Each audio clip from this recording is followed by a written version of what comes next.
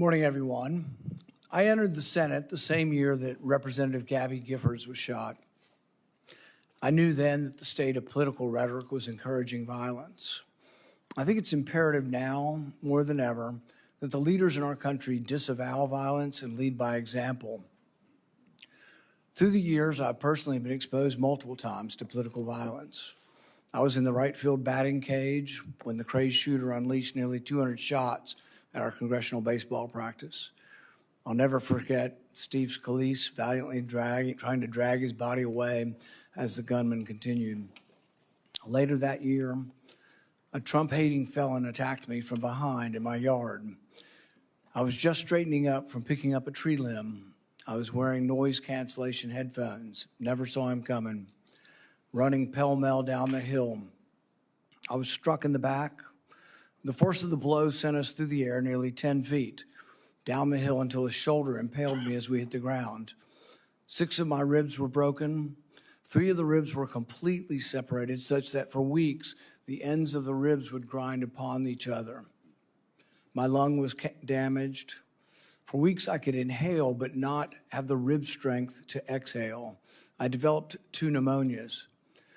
The pain was such that I could only sit up in bed by tying a rope to the foot of the bed and pulling myself up. But even then, the pain was that of 1,000 knives. Over the year of recovery, I began to cough up blood. I underwent removal of part of my lung. Complications led to an infection in the space between my lung and chest wall. I spent a week in the hospital having the infection lavaged every 6 hours through a chest tube.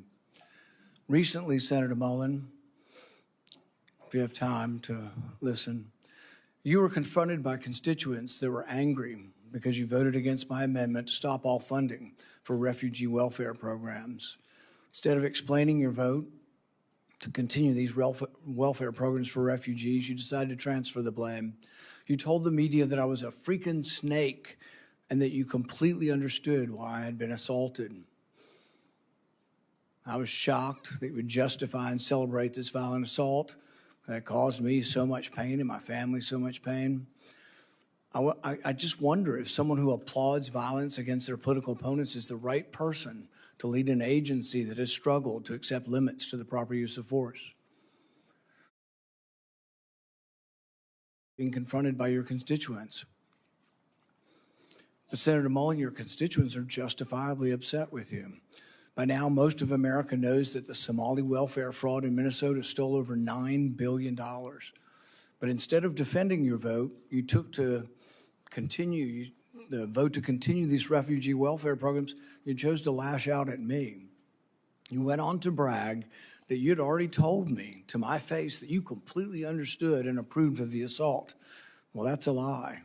You got a chance today. You can either continue to lie or you can correct the record. You have never had the courage to look me in the eye and tell me that the assault was justified. So today you'll have your chance.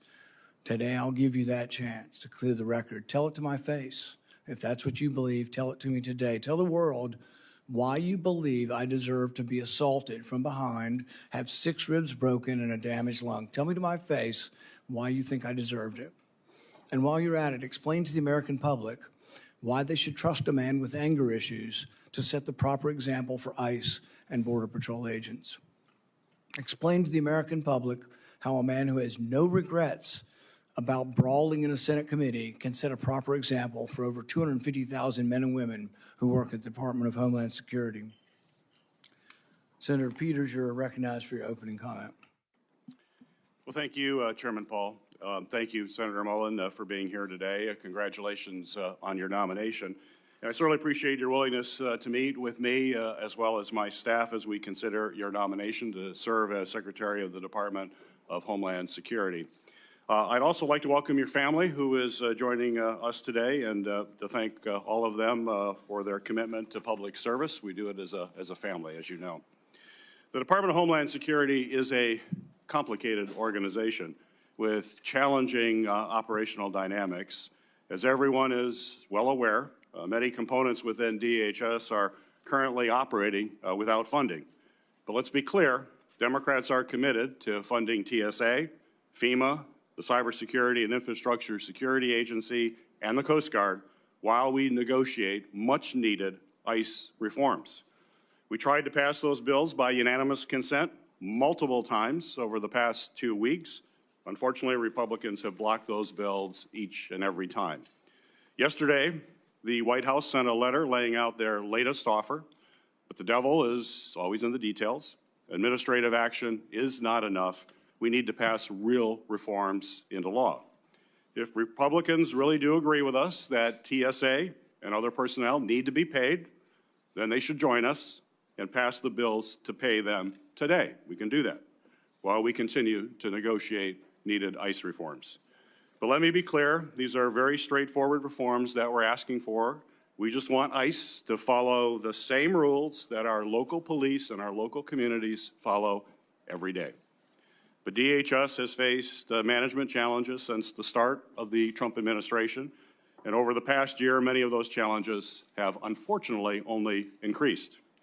As soon as President Trump was sworn in, he made deep cuts to counterterrorism offices and programs, forced out or reassigned key personnel, and redirected the focus of limited remaining counterterrorism resources away from the serious threats that we face and towards targeting the president's perceived political enemies.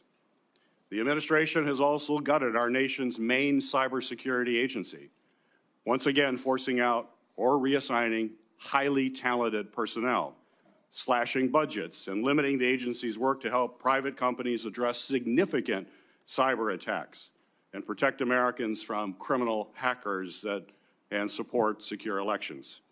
The administration has also taken an axe to FEMA, cutting staff and freezing or delaying critical grant funding for everything from emergency food and shelter after a disaster to flood mitigation programs and security grants to nonprofits, including houses of worship. All these cuts and reassignments have been made at the expense of vital missions, including the core terrorism prevention and response mission the department was created to address.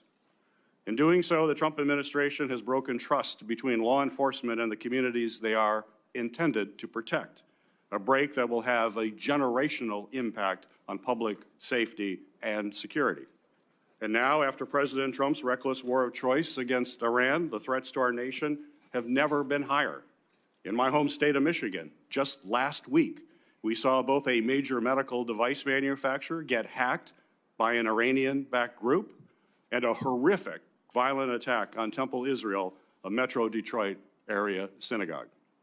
President Trump's unilateral and unchecked executive actions have put Americans at risk, and we need a steady, qualified leader at the Department of Homeland Security to address these serious threats. How the Homeland Security Secretary responds to a crisis sends signals to everyone, from the department's own personnel to the American people and to the entire world. It's not the role of the Secretary to be a cable news commentator in the wake of a crisis. The Secretary's role is to lead the response and work to ensure the department that they are leading isn't actually the cause of the crisis.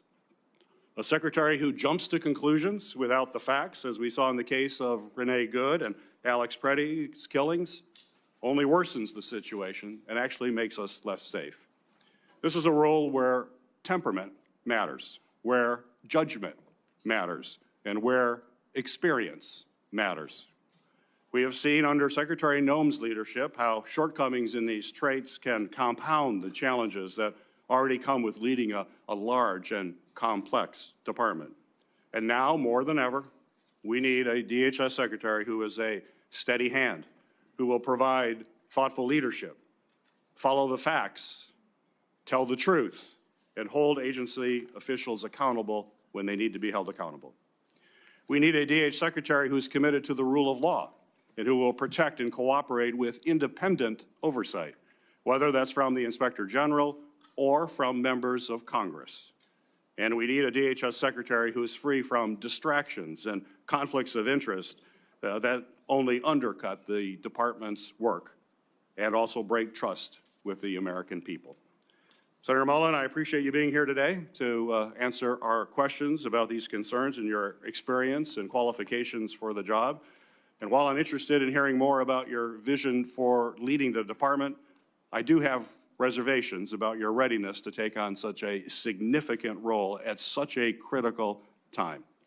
I hope you will provide us with the substantive answers today and a candid recognition of where this administration has fallen short on safeguarding our homeland security as you seek to lead the department as our nation faces ongoing security threats and war with Iran.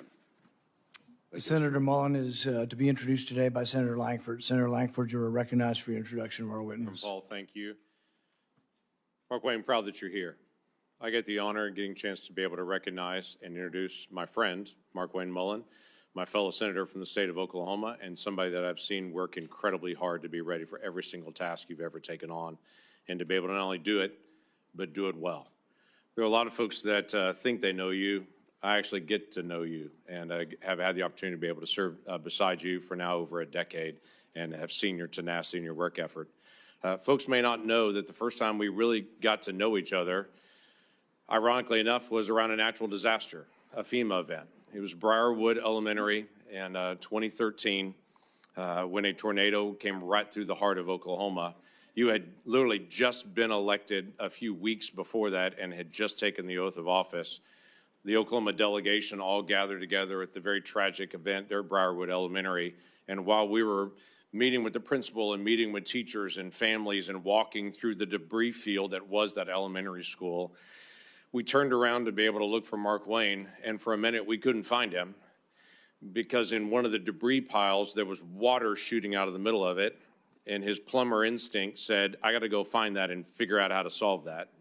And so while everyone else was shaking hands and meeting people, he was digging through the debris field to find a way to be able to shut off the water that was shooting through the middle of that destroyed elementary school. And I remember smiling and thinking, he's a guy that doesn't mind getting his hands dirty to actually go solve the problem. Where there's a problem he can solve, he's going to do whatever it takes to actually solve it.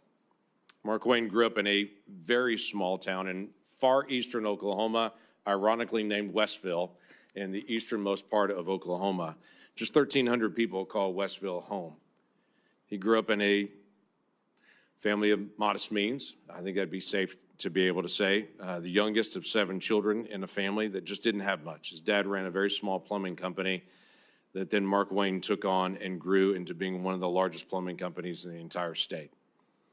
He married his high school sweetheart, one of the smartest things he ever did, at just 20 years old, and he and Christy have developed a family that is a beautiful family of 3 children they had naturally and 3 children they chose that they adopted and took them in. It is a remarkable family and a remarkable success that you have actually led through a lot of hard work and a lot of love and tenacity. He is a person of faith that is not afraid to be able to talk about his faith in Jesus Christ, but he's also a person who has deep respect for all people.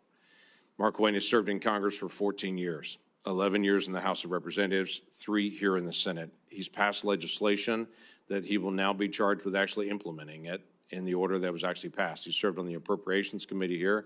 He's served on Armed Services. He's served on the Help Committee here, and he's done an incredible job in the work that he's done with Indian Affairs. He is somebody who has the rare gift of bringing people together on both sides of the aisle. And the one thing I would say to every single person on this dais, regardless if you're a Republican or Democrat, if you want to sit down and talk about an issue, he's glad to be able to talk about it and to be able to work it out, and has very good relationships in the House and in the Senate. And he is not afraid to ask questions when he doesn't know the answer and to be able to research things. He and I have often talked about being up late, both of us, working on researching through an issue to try to be able to learn more about it, because the crazy thing about being in Congress is you don't know everything. You got to do the work, and Markwayne is not afraid to do the work. Over the past year and a few months, we've seen incredible progress on our southern border. Our southern border 18 months ago, I think we forget what it looked like. 12,000 people a day illegally crossing our border, just being waved in. No vetting, no background checks, 12,000 people a day. That is not happening anymore. Our numbers are down on the southwest border 96%. So you walk into an agency that has finally restored some order to our southern border. But there's a lot of work still to do with FEMA, with other areas of Homeland Security, and a very large agency with 250,000 people that are actually under your leadership there. So I'm confident that you'll be able to take those things on. Not only am I confident, the National Border Patrol Council has already sent a letter in strong support here. And Mr. Chairman, I'd like to ask unanimous consent to insert to the record the National Border Patrol Council, their letter of support, leadership of the Cherokee Nation, their strong support, and then my fellow Senator Katie Britt has an opening statement who I'd like to also submit for the record with unanimous consent. Without objection. Thank you. This is a person that actually lives what we affectionately call in Oklahoma the Oklahoma Standard. That when hard things actually occur, you step up and you serve your neighbor, and you find ways to be able to help people to do the hard things that have to be done. So Markwayne, I appreciate your leadership. I appreciate your willingness to be able to step up in a season where DHS needs a leader to be able to step into that role and to be able to help our nation in so many different complicated areas, especially at a time when right now we can't even get funding to DHS. We've got to be able to have good, solid leadership there. Thank you, Mr. Chairman. It's the practice of this committee to swear in witnesses. Will the nominee please stand and raise your right hand? Do you swear that the testimony you will give before this committee will be the truth, the whole truth, and nothing but the truth? So help you God. Senator Mullin, you are recognized for your opening statement. I think before I can start my opening statement, I have to address the remarks that the chairman made, calling me a liar.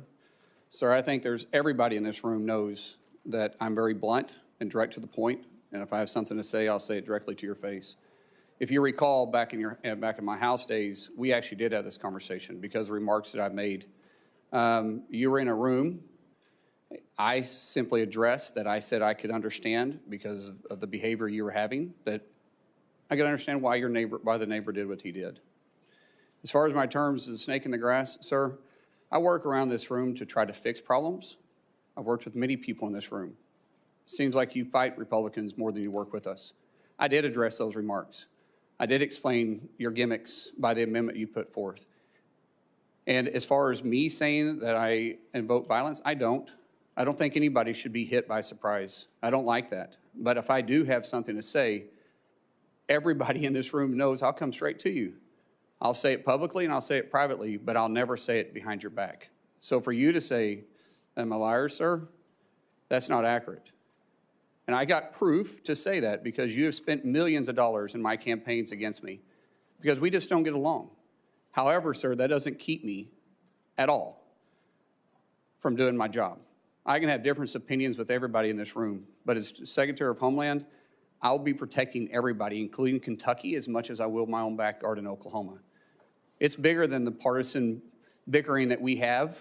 It's bigger than the political differences we have. The truth is, I have a job to do, and I don't like to fail at anything at all. So I can set it aside if you're willing to set it aside. Let me earn your respect. Let me earn the job. I won't fail you. I won't back down from a challenge, and I'll also admit when I'm wrong. I'm not perfect. I don't claim to be perfect. I make mistakes just like anybody else. But mistakes, if you own them, you can learn from them. And you can move ahead. And I'll make that commitment to you. Ranking Member Peters, Chairman Paul, I do thank you for this opportunity. It is a humbling experience. A kid from Westville, Oklahoma, that grew up with a dad that worked hard. He set the work example for all of us. And all my families, and my siblings, we all work hard, and I'm proud of the family we have. But to say that a kid with a bad speech impediment would one day sit up here in front of you and be nominated to be the Secretary of Homeland, it was humbling enough to be selected by Oklahoma to be their U.S. representative when I didn't even know how to tie a tie. And 10 years later, to be able to be called a United States Senator and serve with all you guys. And I respect every one of you guys. I do. Regardless if I have an opinion about you or not, you were elected by your state, and I respect that. I may disagree with you, but I respect it because we all make decisions based on two things: the way we're raised, which never changes, and our life experiences, which constantly change. For me, to be able to have the love of my life behind me, somebody I literally fell in love with in 3rd grade,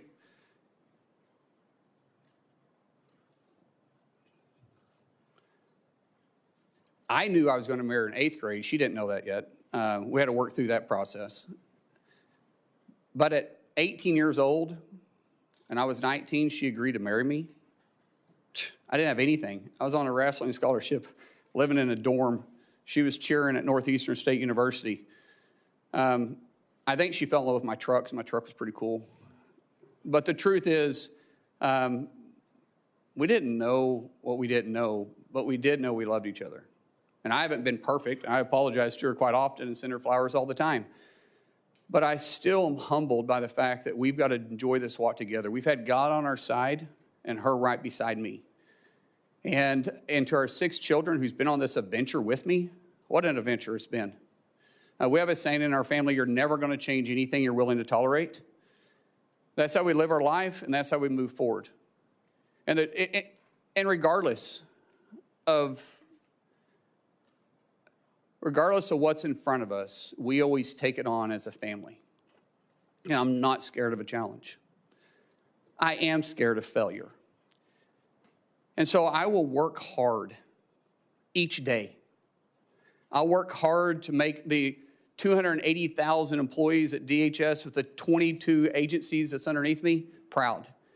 I'll show them somebody that no one will outwork. I'll work beside them every single day to not just secure a homeland, to bring peace of mind and confidence to the agency. My goal in 6 months is that we're not in the lead story every single day. My goal is for people to understand we're out there, we're protecting them, and we're working with them. My goal is to make every one of you guys proud. My goal, for those that don't support me, regret not supporting me. But we have to get DHS funded. We have to. My friends, we have to set the partisan side down. And we have to realize that we're putting our homeland and the peace of mind at risk for the American people. Sometimes it's political theater, sometimes it's true differences. But what we do know is that we're playing with fire. We have 280,000 DHS employees right now that are on day 30 without pay, and they're still showing up every single day to do their job. That is a dedicated group of people. And we should all be proud of them. We should all be working together, and we should all be trying to fund them.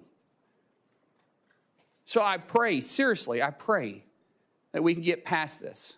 That once this hearing is over and once we go through this process, I get it. I get some of it's got to be political theater. I understand it. I've had to really pray about my attitude. But I will say, once it's over, I hope we can work together and get them funded. So when I walk in, if I'm fortunate enough to be confirmed, if I walk in as secretary, that these guys are ready to go to work day one. So God bless you. Thank you so much for this opportunity, and I look forward to your questions. It's the standard practice of this committee for the chairman to ask nominees the following question. Do you agree without reservation to comply with any request or summons to appear or testify before any duly constituted committee of Congress if you're confirmed? I do. We'll now proceed to 7 minutes of questioning. The record should show, and I think will show, a lack of contrition, no apology, and no regrets for your support. You completely understand the violence that was perpetrated on me. You're unrepentant. The only thing you quibble about is whether I met you somehow when you were in the house. I don't think we ever met when you were in the house. And this idea that the only thing you're upset about is not that you were for violence. What you're upset about is that I called you a liar because you said it to my face. It's really more about this machismo that you have. When in Oklahoma the media asked you about the refugee welfare programs, the programs you voted to continue funding, it was this whole idea that you were going to transfer it because you were uncomfortable, your anger, low impulse control, causes you to then go after and decide that you're going to go after me as well. And so you say you completely understood that I was assaulted from behind, had 6 ribs broken and part of my lung removed, and that was just fine. That's something that you, I guess, approve of as far as resolution of political problems. When I talked to you privately on the phone, there was no apology. You just said, well, we can let our political difference, go by. And you said a few minutes ago, we can just set it aside. Well, political differences we can, but when you say that you agree with a felon, a Trump-hating felon who attacked me, somehow you think I'm just going to set that aside? Oh, it's no big deal. I lay in pain for 2 months, had 6 ribs broken, 3 of them separated, grinding upon bone for months, had part of my lung removed, and you think that's great and to be extolled. I mean, the sheer lack of any kind of self-awareness that you're going to be leading thousands of men and women who will have the use of force, and there's been great questions in our country about how that will be used, and you think a violent attack is just fine. So I guess my first question is, do you think that justifying that kind of violence sets a good example for the men and women of ICE and Border Patrol? Mr. Chairman, first of all, I didn't know the extent of your damage. When the phone call was made, I made it to you and I tried to talk to you. You didn't engage at all. In fact, you said, get your paperwork in. It's got to be 3 days in between. You offered no apology. Sir? And you offer no apology today and no regrets. Haven't heard the word apologize, haven't heard the word regret, haven't heard I misspoke and it was heated and I made a mistake. Haven't heard any of those words. Sir, actually, it wasn't heated, and I'm not apologizing for pointing out your character. Good. So you're jolly well fine, and you want the American public and the people up here to vote that may or may not vote for you to know that you supported the felonious, violent attack on me from behind. I did not say I supported it. I said I understood it. There's a difference. So that means you really didn't approve of it, just completely understand it. What do you think most people would interpret completely understand to be? Support for or a condemnation of the violence? Sir, as I said, we can have our differences. It's not going to keep me from doing my job as Secretary of Homeland Security. I'm going to secure Kentucky and take care of Kentucky as much as I am Oklahoma. If this were a one-off, it would be one thing. If you just disliked me so much that you approved of violence against me, people could just write it off. Well, maybe they hate each other. But really, there's a pattern of this. Let's go ahead and roll the tape.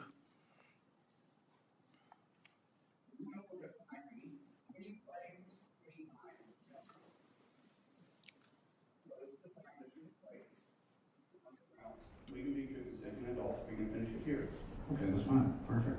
You want to do it now? I'd love to do it right now. Well, stand your butt up then. You stand up, Bob. Oh, stop it. Is that your solution? Oh, no, sit down. Sit down. You're a United States Senator. Sit down. Active. Okay, sit down, please. All right. Can I respond? Hold it. If he got up too, would you have gone at it right there? I would have probably jumped over the dais at that point. You have to be called out on it. It's not this guy continues to get away with this stuff. And it's just, it's silly, it's stupid, but every now and then you get punched in the face. Well, go back to the 1800s and 1700s. They used to have canes. And duels. They used to have duels. Yeah. Right. And there's a way that men used to settle their differences. I ignored him 4 times to be part of that. And people say, yes, you're supposed to ignore it. Well, I'm not a very good Christian. I try to be a good Christian. And I know people say you're supposed to turn the other cheek. I prefer the David method. But we need to move from an almost... By the way, I'm not afraid of biting. I will bite. Biting? Oh, I bite. Yeah. I'm in a fight. I'm going to bite. I'll do anything. I'm not about it. And I don't care where I bite. It's just bite. In hindsight, any regrets? No, I really don't. So no regrets. In fact, even after your anger had cooled, you were still bragging that if he'd only been brave enough to stand up, you'd have jumped over the dais and taught him a lesson, because that's how men should settle their differences. Do you think fighting as a resolution for political differences is a good example for the men and women of ICE and Border Patrol? As you can notice over my shoulder here is my good friend Sean O'Brien. Both of us have had conversations. Both of us have shaken hands. And both of us agreed we could have done things different. Sean is someone that has become a close friend. We talk all the time. I've been on his podcast. We've talked through this. That's how you handle your differences. Not like this, Chairman. I'm glad you guys are friends now and that you've reconciled. But really, it doesn't get to the real point whether or not you think violence is the way we settle things. In the days after the fight, you said, and I quote, "Sometimes people just need to be punched in the face." Is that still your opinion, that political disputes can sometimes and often only be resolved by violence? No, I don't always agree with that. I don't believe in political violence. I've made that very clear. But sometimes people do need, theoretically speaking, sir, I get it. It's about character assassination for you. That's the way this game is played. I understand it.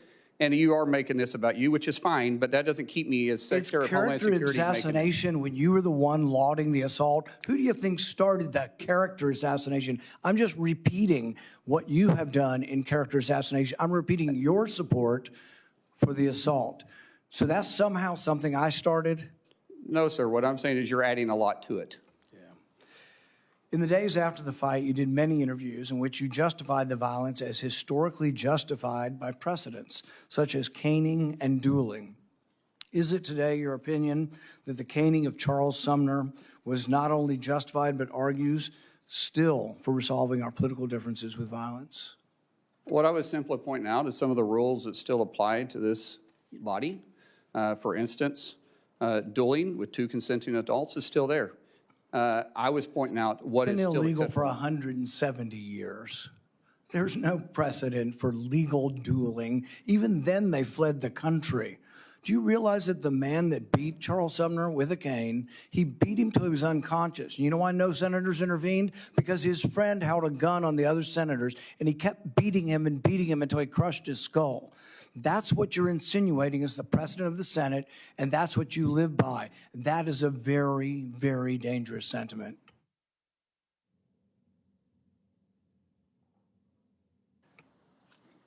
After a half a dozen victory lap interviews where you pointed out that the union guy was just lucky that fear kept him from standing up, Dana Bash asked you if you have any regrets about bringing violence to a Senate committee, and you replied that you have no regrets. Today you've said you have no regrets about being happy, being completely understanding why I was attacked from behind. You had no regrets about, instigating a brawl in a Senate committee hearing. Are those still your opinions? Mr. Chairman, you're going to have your opinion. I'm going to have mine. As Secretary of Homeland Security, I'm going to bring peace of mind and security to this country, and I'm going to stay laser focused on that. Senator Peters. Senator Mullin, you have made several public statements suggesting that you were involved in special security forces or combat operations overseas. In 2023, you said in a Senate Republican Conference podcast, and I'll quote, "There's another side of my bio that I don't ever talk about, nor will I. I had to go do something overseas." On March 2nd of this year, you told Fox News interview, quote, "War is ugly. It smells bad. If anybody has ever been there and been able to smell the war that's happening around you and taste it and feel it in your nostrils and hear it, it's something you will never forget." On March 3rd, in a podcast interview, you stated, quote, "I did special assignments outside of DOD, now DOW. I never wore the uniform or the flag on my shoulder, but I might have been in the same area." Your statements in public interviews and your responses to the committee are, quite frankly, confusing, and they are inconsistent. And I'd like you to clear this up. You're under oath. We can clear it all up right now. And first, I'd like to ask unanimous consent to enter into the record my letter to you on March 11th and your addendum to the committee of March 12th regarding any overseas special assignments. Without objection. So my question for you, sir, is before your time in Congress, other than on vacations with your family, have you ever traveled to a foreign country? No. You've never traveled to a foreign country? Outside of vacation or mission work? No. Okay. Have you, your FBI report does show some travel. I think it was to Georgia and Azerbaijan. mark that that was not for tourists? Are you referring to August of 2021 when we went to go get the Americans out of Afghanistan? I'm just That's saying. what that travel was for, which Okay. we did So clarify that. you have traveled. So you've traveled to Azerbaijan and Georgia. That was in your FBI report, although you just said you've never traveled. Sir, I thought you were referring to a different time, but in 2021, it was well documented. In fact, Okay. it was all over the news, and I actually did say that, and we put that down on the report. But that was us, which was all over the news, trying to go with a Okay. extremely experienced No, team. I've got other questions, thank Yeah. you. But, so you have traveled overseas, despite your previous comment. Were you ever, excuse me, ever an employee, volunteer, or otherwise involved with the Department of Defense, State Department, or other U.S. agency or contractor for any of those departments? No, and Senator, I think there's a misunderstanding here that I could clear up if you want me to clear up for you. Please? Okay, so, which this is this is official trip, and it is classified. But in 2015, I was asked to train with a very small contingency and go to a certain area, which was scheduled for 2016. During that time, I was asked to go through, had to meet certain training qualifications, had to go through SEER training. The training and stuff was kind of fun. The SEER training was absolutely awful. And I've spoken in general about my experiences, but I've never spoke specifically on details, on dates, or on the mission. And that was official, and there was nothing in the report to the committee. Actually, it said you do not have to claim any official trips. And like I said, that was an official trip that is classified. This is an official trip while you were a member of Congress? Yes. 2015, 2016, I was a member of Congress. And it was Some of it may be public, but it would be very small. Most of it, because of my recollection, which we're going back 10 years, I think there was only 4 people read in on it. So where was that trip? I just said it's classified, sir. It's classified. So the letter that we sent to you said that we need to have information of any of these activities. It said not official trips. Your paperwork was very clear, excluding any official trips. This was an official trip as a member. Well, we have more questions we're going to have to ask. When in the FBI report, I asked, is there anything in that report that is classified, that you are involved in any kind of classified operation at all? And there's none. It was also excluding, it also said excluding official duties. It says that. And you guys had the paperwork in front of you, and it always says excluding official duties. We had this committee come to us and ask the same questions. We talked about doing mission work. We talked about doing mentorship. But they said official duties that was in your official capacity does not have to be talked about. So where did you smell war? Sir, I just said that this was classified. And the dates, locations, and admission, I've never spoke specifically details about. Well, we can get that information. That's fine. Mr. Chairman. You're welcome to get it. We will want to find out more information about that. That's perfectly okay, It's important to Senator. have the truth here, and that you're portraying yourself in a truthful way. Sir, I'm not portraying myself in any way other than you're asking the question. I said I would try to clear it up for you. We'll continue to work on that. Thank you. After DHS officers shot and killed 2 American citizens this past January, you joined top administrative officials in publicly blaming and disparaging the victims. Following the killing of Renee Good, Secretary Noem called her a domestic terrorist. You, sir, you called Alex Preddy, quote, a deranged individual that came in to cause max damage. Could we expect those kinds of quick responses if you are confirmed as secretary? Would you be basically, well, you responded as Secretary Noem. Are we going to just expect that same behavior all over again? No, Senator. I have a deep amount of respect for you. We've had our differences, but I do respect you. I think I said this privately when we had a conversation. Those words probably should have been retracted. I shouldn't have said that, and as Secretary, I wouldn't. The investigation is ongoing. And there is, like I said, there's sometimes going to make a mistake, and I'll own it. That one, I went out there too fast. I was responding immediately without the facts. That's my fault. That won't happen as Secretary. So you regret that statement? I already said that, yes, sir. Would you want to apologize to the family of Alex Preddy? Well, sir, I just said I regret those statements. Is that the same as an apology? I haven't seen the investigation. We'll let the investigation go through, and if I'm proven wrong, then I will absolutely. How would you characterize your relationship with President Trump? He's a friend. How frequently have you spoken with him in the past year? Often, most of the time about my family.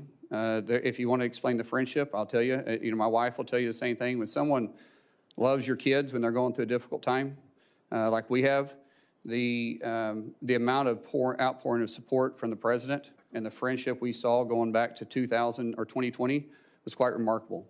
And so I speak to the president from a friend level more than I do a policy level. Okay. I have more questions, but my time is up. Thank you, Senator. Doing it in a second round. Okay, thank you. Senator Moreno. Thank you, Mr. Chairman, and thank you, Senator Johnson and Senator Langford, for letting me skip the line. I have to, unfortunately, go to Dover for the dignified transfer, so I appreciate taking the time. It's not often that I get to ask questions for somebody who I've known for a long time, meaning in politics, 2.5 years is a long time.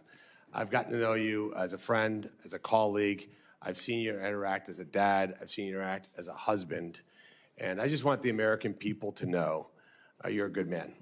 Thank you. That doesn't always go through all the political shenanigans. And maybe you're not going to replace Shakespeare as the next greatest orator on earth. You talk from the heart. And that's okay. You are who you are. You don't, and I think that's what you don't apologize for, is just being yourself. And sometimes we're imperfect. We don't do the 20-person focus group every time you say a word. And I think that's what people like about you, Markwayne. So I appreciate you being here. I honestly just have one question for you. Do you pledge to support and defend the United States of America nearly as much as you would protect and defend your family? Without doubt, sir, yes. So I'm going to ruin everything for the audience. You will be confirmed. You will have the job, and you're going to make this country safer and better. And for that, I thank you and thank your family for supporting you. So I will use the rest of my time now to make a little case to the American people. We have 260,000 families that have not received a paycheck in over a month.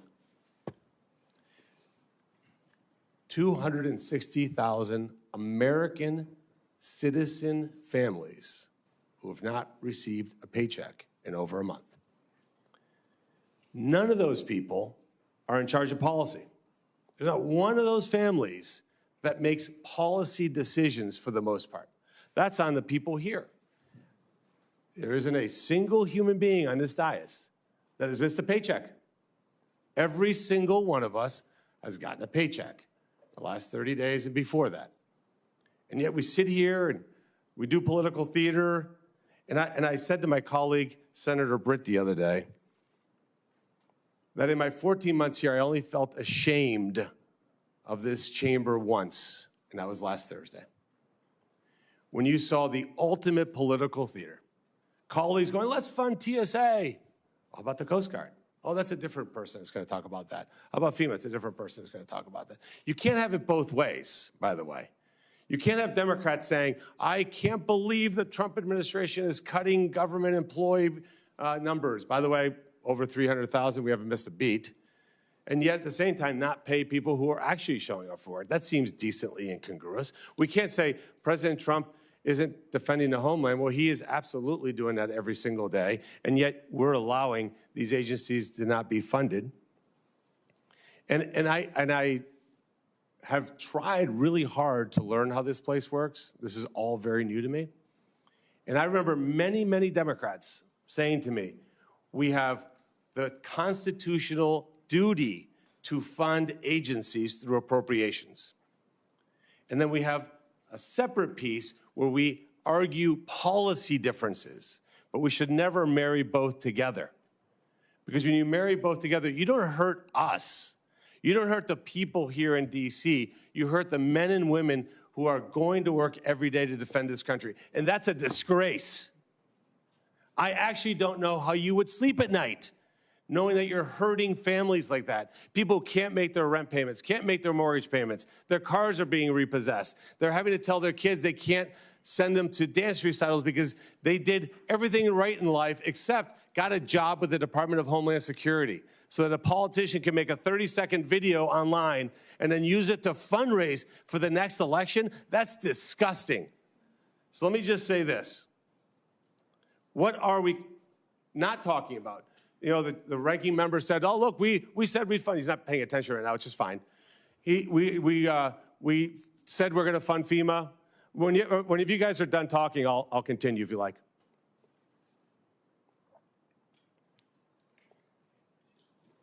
Are you done? Okay, thank you. It's extraordinarily disrespectful. All right, so moving on. You said you're going to fund all these agencies. Here's ones that you haven't funded. USCIS, near and dear to my heart. Near and dear to my heart. That's how I became a U.S. citizen. We've defunded the agency that allows legal immigrants into this country? That is insane. Never hear the Democrats talk about that. 3,300 employees just go to work every day trying to process legal immigrants. They don't need a paycheck. I'm going to skip the second one, go to the third one, biological and nuclear threat prevention. That seems important. That seems like an agency we should fund. 200 employees, not getting a paycheck. That's okay with the Democrats. The next one, 60,000 employees for U.S. Customs and Border Patrol. People who are inspecting packages, they work with your Teamsters, work with Customs. They're not getting paid. How do you look at those people in the face and know that you're doing that? Now let's talk about Immigration and Customs Enforcement. 7,000 special agents that are stopping transnational criminal organizations, drug smugglers, and human traffickers. Are you, in the Democrat side, asking not to fund that? Because ultimately, what this is about is defunding ICE and law enforcement. Are you suggesting that we not fund an organization that attacks transnational organizations? Be specific. Be specific when you say you don't want to fund ICE. I want you to say the words, we do not want to fund 7,000 special agents that are in charge of stopping transnational criminal organizations, drug smugglers, and human traffickers. This job isn't complicated. The American people send us here to get things done, and yet for the third time in 6 months, we've shut down this government with total impunity. They will go home and just make social media videos and try to blame Republicans. It is a disgrace. It's even more of a disgrace, honestly, that you talked about the respect that Senator Mullin shares. You guys have side conversations, don't listen, and that's fine. You don't have to. But what I'm going to do now is I'm going to leave. I'm going to go pay respects to 3 soldiers who died so that we can have the liberties that we enjoy here. And you guys continue with political theater, personal attacks, whatever you can do. I know that is a good man. I will vote for you. Our Republican colleagues will vote for you. You will get confirmed. You will do a great job, and you will make this country proud, Markwayne. Thank you, and thank you for standing by a great American person. Senator Hassan. Well, thank you, Mr. Chair. Before I start with my remarks and my questions, just with regard to Senator Marino, who has left the dais, the American people should know this. ICE is right now funded with more money than it's had in past budgets. And the partial limited shutdown that we have right now has nothing to do with ICE. Meanwhile, Democrats have consistently over the last week moved to fund the rest of the Department of Homeland Security, and the Republicans have blocked that funding. So let's just be clear about what's happening here. Now, I want to congratulate Senator Mullin and Christie for the nomination. I know your family is very proud, and I know how much you love them. I also want to thank Chairman Paul for speaking so openly about a really difficult thing, which is the actual physical impact of violence, and in this case, political violence. It is a hard thing to do, but it is a really important thing to do at this time in our country's history. So thank you, Chairman. The Department of Homeland Security was created in the wake of the September 11th terrorist attacks with a clear mission: to keep our country safe, secure, and free. The department's work includes counterterrorism operations, disaster recovery, physical and cyber protection of critical infrastructure, and immigration enforcement. The stakes for the success of the Department of Homeland Security could not be higher. And that's also why Granite Staters and Americans of all stripes have been deeply concerned about what they've seen from the Department of Homeland Security under this administration. People have been rightfully outraged about the lawlessness from the department's leadership, which has not only resulted in the death of 2 American citizens, but has also led to the hollowing out of agencies like FEMA. So to Senator Mullin and my colleagues, what happens here in this room today is not nearly as important as what happens at our border, on our streets, in our communities, and in our businesses tomorrow and every day thereafter. So, Senator Mullin, I'm going to start with a question I have asked every one of the president's nominees. If directed by the president to take an action that would break the law, would you follow the law or follow the president's direction? Senator, thank you for the questions and thank you for the concerns. First of all, I've enjoyed working with you on several different issues. We've had very blunt conversations. To answer your question, the president would never ask me to do that. Well, certainly everyday Americans who have served on juries would disagree with you about that. And the example he has set calls into question that answer. Let's Senator, move, sir. yeah. I have limited time, as Okay, you yes, well know. go ahead. In the past 14 months, Secretary Noem has fundamentally broken the American people's trust in the Department of Homeland Security. The top priority of whoever leads this department next must be to rebuild this trust. If confirmed to lead the department, how will you be different from Secretary Noem? Senator, I think I've said this in a private conversation too. I love Senator Noem's family, and I consider them friends. But everybody has different leadership styles. And throughout my businesses, when I would have to transfer one manager to the next or one executive to another area, and you bring in a different one, they all have different management styles. My management style is empowering people. And as I said in my opening statement, I want to protect the homeland. I want to bring peace of mind, and I want to bring confidence back to the agency.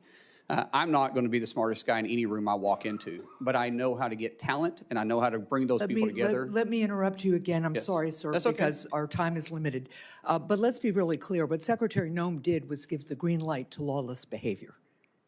Are you going to give the green light to lawless behavior?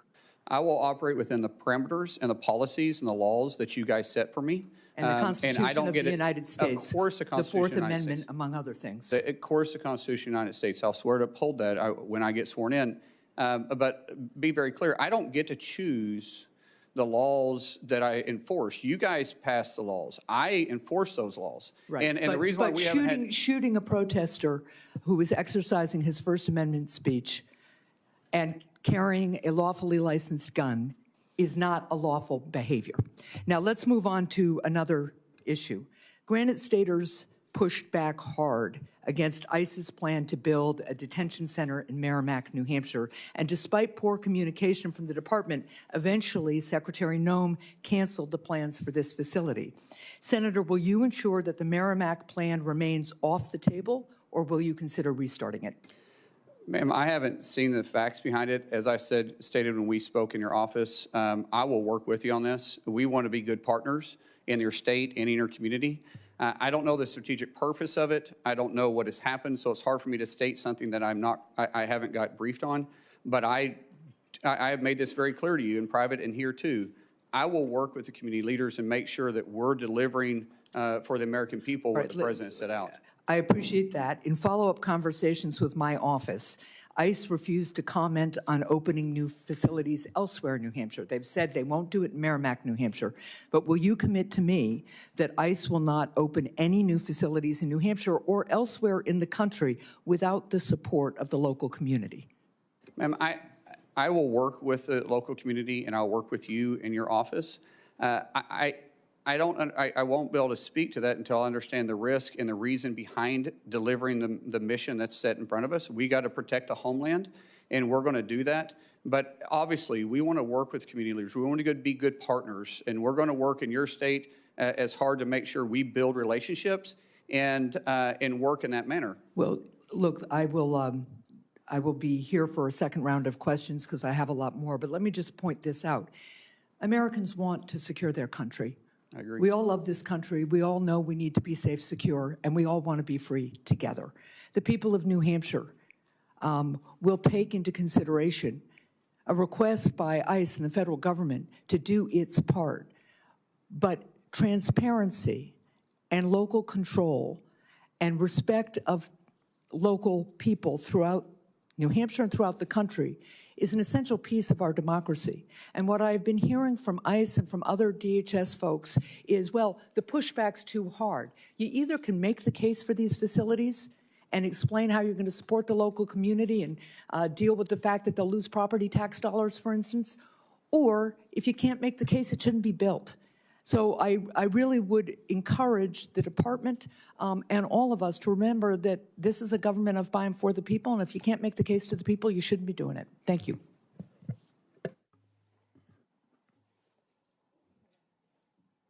Senator Johnson. Thank you, Mr. Chairman. So, Markwayne, I'm going to use my time completely different than how I was going to when I walked into this hearing. I can't top what Senator Marino, the comments he made about how unconscionable it is that we're not funding and we're not providing paychecks to those 260,000 men and women that you will be soon leading. Other than working with no labels, we don't serve on the same committees, have never gone on Codell together, and that's oftentimes how you get to know our colleagues. So I don't know you as well as some of the other people on the dais here. Certainly within conference, we've seen each other interact. We share a couple things in common. I think we're both pretty passionate about our love for this country, about trying to fix the enormous messes left behind by President Biden and Democrats. We wear emotions on our sleeves. But I will say that I've been here 15 years. I've been through a lot of confirmation hearings. I've listened to a lot of nominees. I've heard a lot of introductions. If one of your first decisions as a nominee was to pick the person to introduce you, you couldn't have done a better job. I mean, the introduction from Senator Langford was probably one of the most genuine and heartfelt I've ever heard. And I will say your opening statement was probably one of the more genuine and heartfelt testimonies I've ever heard, if not the most. I'm looking behind you at the people who have come here to support you, your former colleagues in the House, Chairman Smith, a former Speaker of the House, Senator Britt. But I see Josh Gottheimer there. He's not a Republican member of the House. He's a Democrat. I've seen you interact with him trying to get some permitting reform. Please, briefly, because I want you to tell another story here yet, but just talk a little bit about your relationship with Josh and other members of the House. Josh and I, we may not always agree on every issue, but he's a friend. And our relationship started back in 2017 when he thought I was a staff member running a workout group, because I've been running a bipartisan workout group that started actually with Speaker Kevin McCarthy and Jason Smith 13 years ago. And I still do that to this day. When he came in 2017, Joe Kennedy, who is also a friend of mine, he approached me when I was on the House floor and asked me, why is a trainer in the gym on the House voting? And to which Joe Kennedy laughed and said, he's a member from Oklahoma. And after that, we became friends. In fact, our daughters are writing a book together about bipartisanship. But when Josh asked me to join a bipartisan group called No Labels, that's when we really started seeing that there's a lot of common ground that we can work together. Yeah, as I said in my opening statement, that we all make decisions based on how we're raised and our life experiences. And Josh and I was raised different, just like everybody on this dais is raised different than me, and we've had different life experiences. But we all believe in that flag right there behind you. And what I say is, as long as you love that flag as much as I do, and you're willing to die for that flag like I am, we can work together. We can set the differences aside, and we can work together. And Josh represents that too. Just for him being here, you guys know, he's got a primary in New Jersey. He's not a senator, has 6 years. He's up every 2 years, and he's here. That's a friend that says, hey, my political differences are beside, I still like you. I cannot tell you how many members on the Democrat Party, which I love and respect, and I understand the politics, have came up to me since this nomination and say, hey, I love you, but I'm running for this office, but I'm running for this office, but I'm up for re-election. I'd be killed in my state. In most cases, I would support you, but. And it drives me crazy, but when you see a real friend like that, run through fire for the guy. So again, this is a nomination hearing, and from my standpoint, when you're trying to select somebody to run an operation, you want somebody with integrity.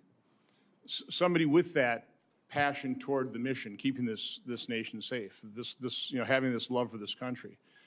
It's also, I think, incredibly important that when you're serving in administration, you have a good relationship with the president. It doesn't work so well. I know you've got a good relationship with the president, and you told me a story, and I want you to repeat that story of your son who was grievously injured and a visit that the President of the United States made to that hospital. I want you to tell the story because I think it's important that people understand why you are loyal to President Trump. I'd like them to hear a different side of President Trump as well. Yeah. But I think also that'll serve you well as his Secretary of Homeland Security. But just tell that story. Ron, I'm going to try getting through it without crying then.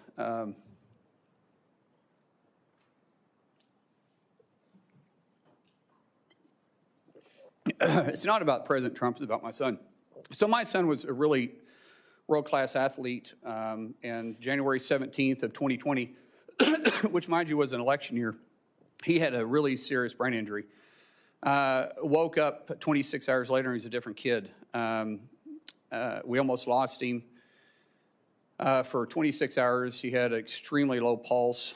There was a time they thought that they lost his pulse altogether.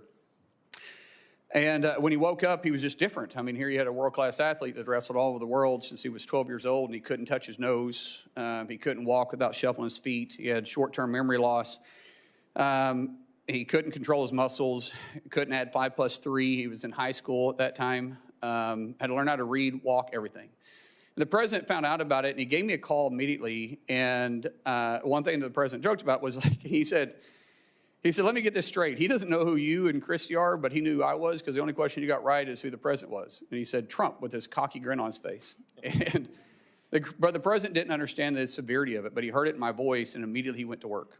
I told him we had to get to Bakersfield, California, to the Center for Neural Skills, which is one of the best neural rehabilitation places in the world. And the president offered us in his plane, his personal plane. This is the president of the United States. And I said, sir, we can't fly. We got to drive. We get there, and he called almost every day for 2 weeks checking on Jim. And then he says, I'm going to come see him. And now this is the middle of the election. This is Bakersfield, California. Really not an area he's got to go campaign. And he took the time to come up there and see Jim. And the center told us that the short-term memory loss something would trigger it. Some big event would eventually trigger where he'd start retaining stuff. Until then, he was still having issues. And the president arrived, and of course there was cameras and everybody around, and of course none of the media ever talked about it, which was funny because the president called him on stage and talked to him. And then we went to the back, and the president didn't talk to me. He didn't know I was in, I mean, he didn't care if I was in the room. Here's a guy that's been over, and his tie is about as long as my son because my son's, it stunted his growth, and so he's 5'3" the rest of his life. And his team came to him twice and said, sir, we got to go, we got to go. On the third time they came over to him, he looked at him and he says, hey, I guarantee you that plane won't leave without me. And for the next 15 minutes, he did nothing but love on my son.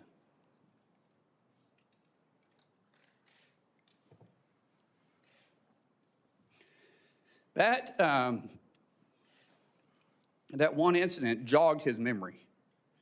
And from then on, he started retaining things. And Jim's attitude went from from this, we're going to get through it to this, I'm going to get through it. And every week, if not most days, the president would call and ask how he could help. Ask how's his buddy doing? How's Jim doing? He didn't do it for publicity. He didn't do it for any show. He was running in one of the toughest elections he had been in, and the guy was still that concerned about my son. When we got released for a little bit, we had to go back. When we got released a little bit, the president said, come to Mar-a-Lago and see me. We go down there, and it's amazing. And when we're leaving, dang it, I hate getting emotional. See, if I talk about my kids, I get emotional. Other than that, you can't make me cry. But my kids do make me emotional. That's actually a good thing. Yeah. So anyways, he grabbed my son, and he said, do you know why I love your dad? Do you know why I love your dad? Chrissy tells the story better than I do. And he goes, no, sir. He goes, because he loves you. Because of you. Because of you. Man, he didn't do it for any other reason. I mean, here's the president of the United States, and he did it just because he cared. And so when you want to say why he's a friend, yeah, we were acquaintances before that. We've been friends ever since. The American people need to hear that. Thank you. Thank you. Senator Blumenthal. Thanks, Mr. Chairman. Welcome, Senator Mullin. Thank you for being here today, and thank you to your family for your service and theirs. I hope that you will be as emotional about the children who are presently detained at Dilley and other camps in the United States of America, where they have been subjected to conditions that would outrage and have angered many Americans. We're here because of a lawless and reckless agency that has broken into homes without judicial approval, shot United States citizens, detained them without any cause, and sometimes killed them. And I am looking for real substantive reform in that agency, as you and I have discussed when you came to talk to me. A break with the past, with former Secretary Noem and with the White House, Steve Miller and others who have used Kristi Noem in effect as a puppet to implement lawless policy. I welcome that you have stated you regret your statement after the killing of Alex Preddy. You said on Fox News, quote, unfortunately, an individual, a deranged individual that came to cause max damage with a loaded pistol with an extra mag that was completely loaded and shot and killed. And you regret that statement, do you not? I've already said that, sir, yes. And what about what you said about Renee Good after she was shot and killed? You appeared on CNN and you were asked whether you believe the shooting was justified, and you replied, quote, absolutely. Do you regret that statement as well? Senator, it's very clear that an officer had to make a split decision in that case as the car was running towards him and did strike him. At that point, that car becomes a lethal weapon. And an officer that there was another officer obviously giving her verbal commands. So are you saying, and I apologize for interrupting you, but yes, you're saying you do not regret that statement? I'm saying that the investigation is going on, but what we've seen... There is no investigation, Senator. In fact, that was my next question to you. Senator, don't you think there should be an investigation? My understanding is that there is. I will find out if I'm able to get confirmed. But those are two different incidences. The Department of Homeland Security and the Trump administration has blocked state and local investigation of the killing of Renee Good. And I hope that you will permit that investigation to go forward. Senator, state and local investigation doesn't investigate federal. FBI does that through DOJ.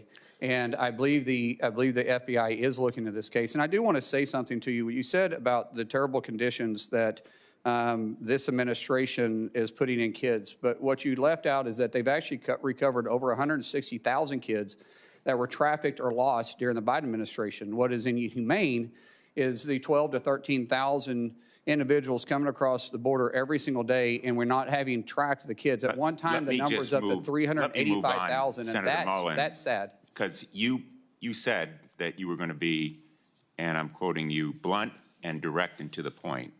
So I regret that you don't retract that statement about Renee Good. But I want to ask you about a statement that was made regarding the Preddy killing by Steve Miller in the White House. He said, quote, that Preddy was a domestic terrorist who, quote, tried to assassinate federal law enforcement. Don't you think it was irresponsible and reckless for Stephen Miller to post that claim on X without any evidence, just as you have retracted your statement? Senator, I believe that question is better asked to Stephen Miller, not myself. I can't speak for him. Well, Stephen Miller also said, again on Fox News, quote, under President Trump's leadership, we are looking to set a goal of a minimum of 3,000 arrests for ICE every day. If you're confirmed, are you going to be directing ICE to arrest 3,000 people a day? Sir, once again, can't speak for Senator or for Stephen Miller, but I can say the President has tapped me to be the Secretary of Homeland, and I will lead that department, and I'll lead it. So will you continue that arrest quota of 3,000 people a day? No quota has been set for me, sir. Well, in effect, it's a quota if the White House directs the DHS Secretary The to President of the arrest United 3,000 States sets people a the day. policies, and I'll be working with the President.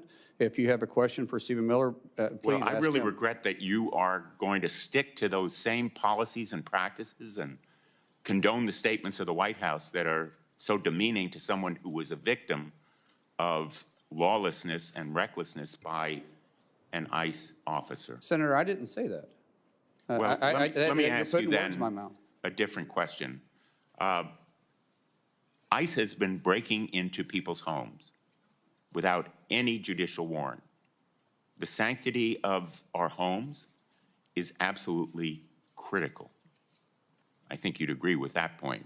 And it is the law that a judicial warrant is required to forcibly enter someone's home. Kristi Noem acknowledged in her testimony in response to my questions that at least 28 break-ins have occurred.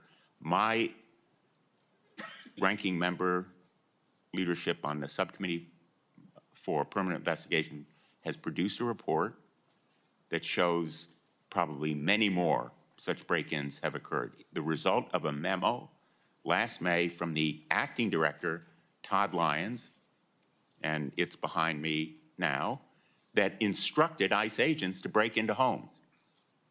I understand that during your staff interview last week, you said that there would be no more such break-ins to people's homes without a judicial warrant. If confirmed, will you commit to me and the chair and ranking member of this committee and the American people that ICE will no longer instruct agents to break into people's homes without a judicial warrant? Sir, you're using the word break into people's houses very loosely. However, I have made it very clear to the staff, and I think when you and I spoke, that a judicial warrants will be used to go into houses, into place of businesses, unless we're pursuing someone that enters in that place. I have not mixed words with that, and I haven't changed my opinion about that. A whistleblower testified to our hearing that, in fact, ICE agents have been instructed as part of their training to forcibly enter. I know you don't like the word break-in, but forcibly enter is breaking into somebody's home, bashing down the door, terrorizing children, instructed them to adopt this policy. Will you commit that no longer will ICE agents or CBP agents be instructed to forcibly enter people's homes without a judicial warrant? Sir, I've already answered this question for you. I said we will not enter a home or a place of business without a judicial warrant, unless we're pursuing the individual that runs into a place of business or a resident or a house. Senator Langford. Thank you. Thank you. Markwayne, right now, is FEMA currently funded? No, sir. Is CISA currently funded dealing with cybersecurity? No, sir. How about TSA? No, sir. Secret Service? No, sir. Coast Guard? No, sir. Customs and Border Protection? No, sir. The Weapons of Mass Destruction Office, No, sir. customs professionals. No, sir. This is something we got to get resolved. We can complain all we want to about where things are, but we have an argument and a disagreement on policy areas, and 250,000 federal employees and their families are the ones that are suffering because of our argument. There's a way to solve this. We've talked about it a lot. We should just stay here until we're done. Just keep arguing it out until we've actually solved the problem. But instead, we broke last weekend. Everybody flew home right past the TSA agents that are not getting paid while we flew home. Why didn't we stay? To be able to try to get things resolved. That's my encouragement, has been my encouragement all along. We shouldn't walk away from a disagreement when there are families all over the country that are the ones suffering for it. Unfortunately, the state of Oklahoma is pretty familiar with natural disasters, as you know well. You and I have been in multiple different natural disaster scenes. There's a lot of work that's happened at the border so far. The border has moved from 12,000 people a day illegally crossing the border and being released into the country, unvetted, unchecked, to now a handful of people even attempt to cross our southern border, and those that are arrested and detained, as is the law. FEMA is still an undone project. And I'm not blaming that on Christy. There's a lot to get done on it, but you're going to walk in with a project going on with FEMA right now. Love to get your ideas and your thoughts. You're very familiar with this area and have great experience on it. What are your thoughts on how to be able to get FEMA into a better place so that people aren't waiting forever for a response? FEMA was never designed to be the first responder. That's the states. FEMA was designed to be the assistance to the states when the disaster reaches certain levels, which we need to discuss those too, because I think some of the levels are unrealistic, especially Senator Hassan and I have talked about this, that sometimes in rural areas, they're not able to meet those thresholds. But working with the state, allowing the state to have their emergency response, FEMA simply helping write checks and assuring that they have the capability and the manpower if need be. But for the FEMA to walk in like FBI walking on a crime scene and taking over, no one's going to care more about their backyard than the people that live there in that state. And I think there's a lot of good ideas. I've heard at meeting with so many of you all, there were so many great ideas on how to make FEMA work better. It's got a great mission. And I think people at FEMA want to do their job, but we can be more effective and be more direct and speed it up. Taking years to get reimbursed is not acceptable. Taking, honestly, months to get reimbursed is not acceptable. See, small municipalities, they can't afford it. They don't have that tax base to do it. And they're already going through a struggling time, which means they're probably losing tax revenue, especially if it hits their town. So we've got a lot of work there. I do believe that the definition of insanity is doing the same thing over and over again, expecting different results. That means we're going to look at each one of the 22 agencies that fall underneath DHS and say, how can we deliver the mission better for the American people? It's great. That'd be a huge help to everybody. Talking about the length of time it takes to get a response, you've been a part of, as I have, on the nonprofit security grants that are out there. We have some locations that are higher risk than others. Synagogues and temples have been one of those very high-risk locations that are out there.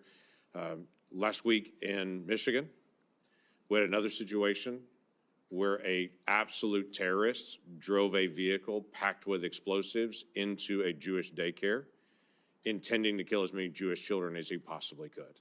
I mean, that was his intent, was to be able to do that. That location happened to be one of the locations where there's also been this nonprofit security grant to help harden that facility. We have multiple challenges here. One of them is when the decision is made, they make a request to go through the paperwork, get approval to be one of those locations that we say, hey, we need to harden this location. Once the approval is done, it may take months to over a year just for the dollars to actually come on it because there's more bureaucratic hoops to go through. So as you're dealing with things like contracts that are out there and the way decisions are made, or FEMA, that's one of the areas I would encourage you to take a look at. I know you're very passionate about. How do you fix the issue where approval's been done and everyone's saying, great, can we get to work? And the federal government says, no, you can't actually get to work. You got to wait some more before the actual work can actually begin to do that. How does that get fixed? We got to streamline the process and cut out the redundancies. The amount of paperwork, the Senator from Michigan and I had a long conversation about this, the amount of paperwork to just, once you're approved, to get the funding flowing, and then the paperwork that's followed up on it is way too encumbersome. And there's a better way to do this. Some of these policies I have to work with you guys on. Some of these grants were written with checks and balances, which we all got to be very cautious on how we spend the taxpayer dollars.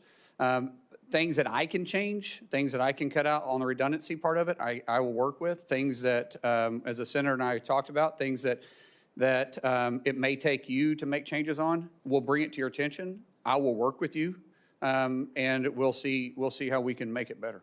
Be great. As you know, Oklahoma's been one of the leaders in counter-drone. This is a big issue Yes. for us as a country. Every high school football game, every college football game, every gathering of people for every festival and gathering across the country has now become a risk location for drones and drone mitigation. FBI can't be everywhere. We don't want them to be everywhere. We do have to figure out some process. So as you begin to think about this issue, it's a tough one to deal with, but it is a basic national security issue as well. It's going to land on your desk pretty quickly, especially with the Olympics coming, with FIFA coming, all those things that are happening. We got to be able to figure out how to do counter drone and to be able to not just identify there it is, but to also mitigate the risk.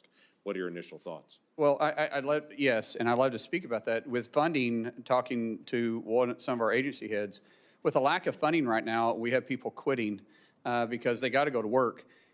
Meeting these demands are even going to be tougher. So we just talk about FIFA, for instance, and then you talk about 2028, which is going to be the busiest year of DHS in history because we have the Olympics and we have the presidential election going on.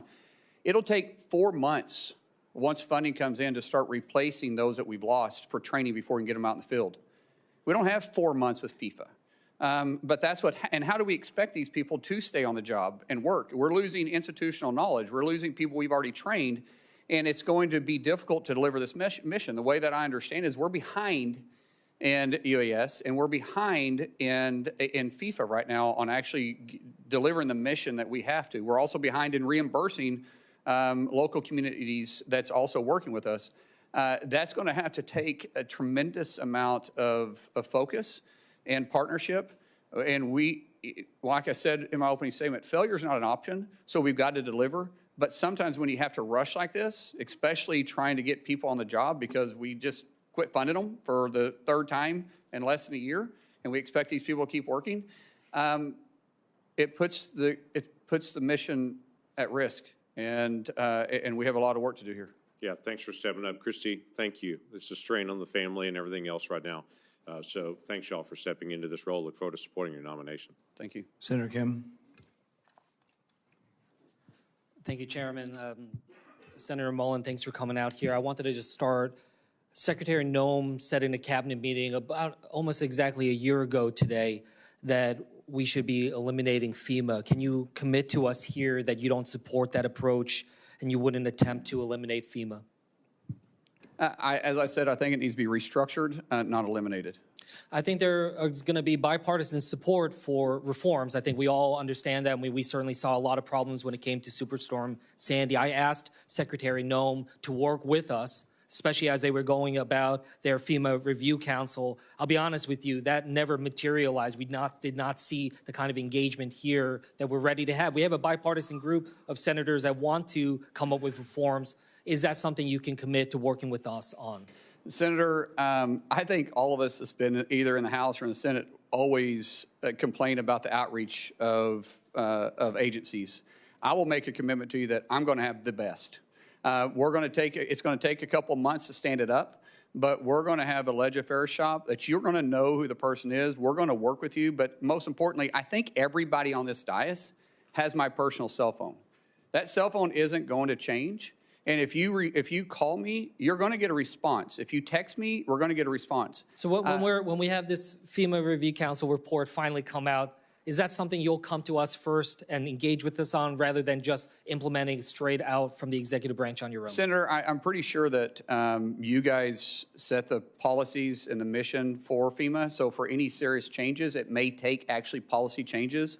and I will be but in your office talking to you about it. I appreciate that, but we've seen a lot of significant problems happen. For instance, we saw about 2,400 staff cuts at FEMA. And again, we're not talking about the reforms, but we're talking about those that are trying to respond to these disasters every single day. So I wanted to ask if you're confirmed if you will stop these dangerous staff cuts that have reduced FEMA's disaster readiness.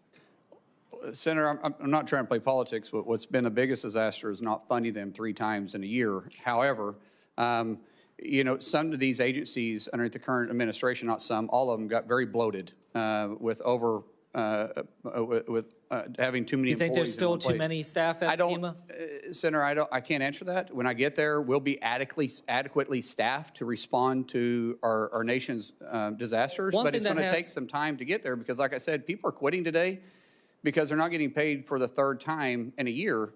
And we can't allow that to take place. I agree, and I hope that we can move forward on that. But one thing that has demonstrated a lack of priority by this administration is the fact that we never actually had a full nominee for FEMA. So I just wanted to ask, do you agree that we need an actual nominee to be a full FEMA administrator that has real experience in emergency management? Absolutely. We're already looking at some in the case that we do get confirmed, which I'm hopeful we do.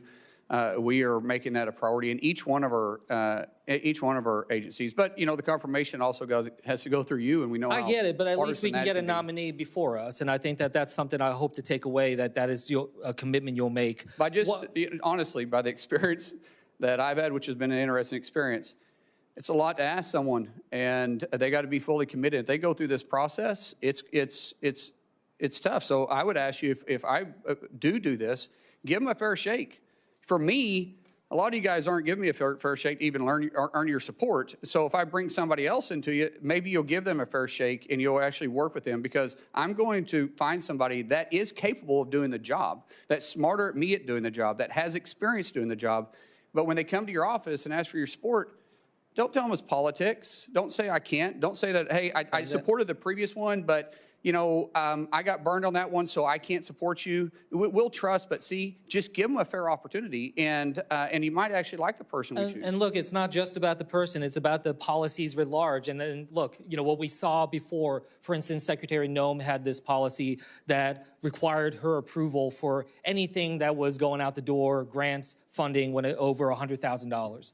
And I'll be honest with you, it was disastrous. It held up so much of the funding to FEMA and other parts of DHS. You know, Senator Peters and I did a review of this. Over 1,000 FEMA contracts, grants, and disaster assistance awards were delayed. So I wanted to ask you if you can commit to revoking this $100,000 policy by Secretary Noem. Sir, we talked in your office about that, and absolutely. That's called micromanaging, and I don't know if Secretary put that in or someone else did. I'm not a micromanager. We put people in. We empower them to make decisions. What is required to come into my level, we'll make decisions. We will have a very clear line of communication with every one of our agency's heads on their authority that is given to you, that you gave to them within their parameters, and we'll discuss. But we're also going to be very responsible for the taxpayer dollars.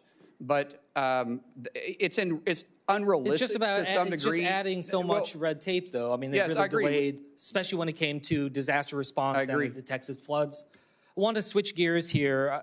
This is something you remember we talked about, but you know we have this effort right now. ICE has purchased a warehouse in Roxbury, New Jersey.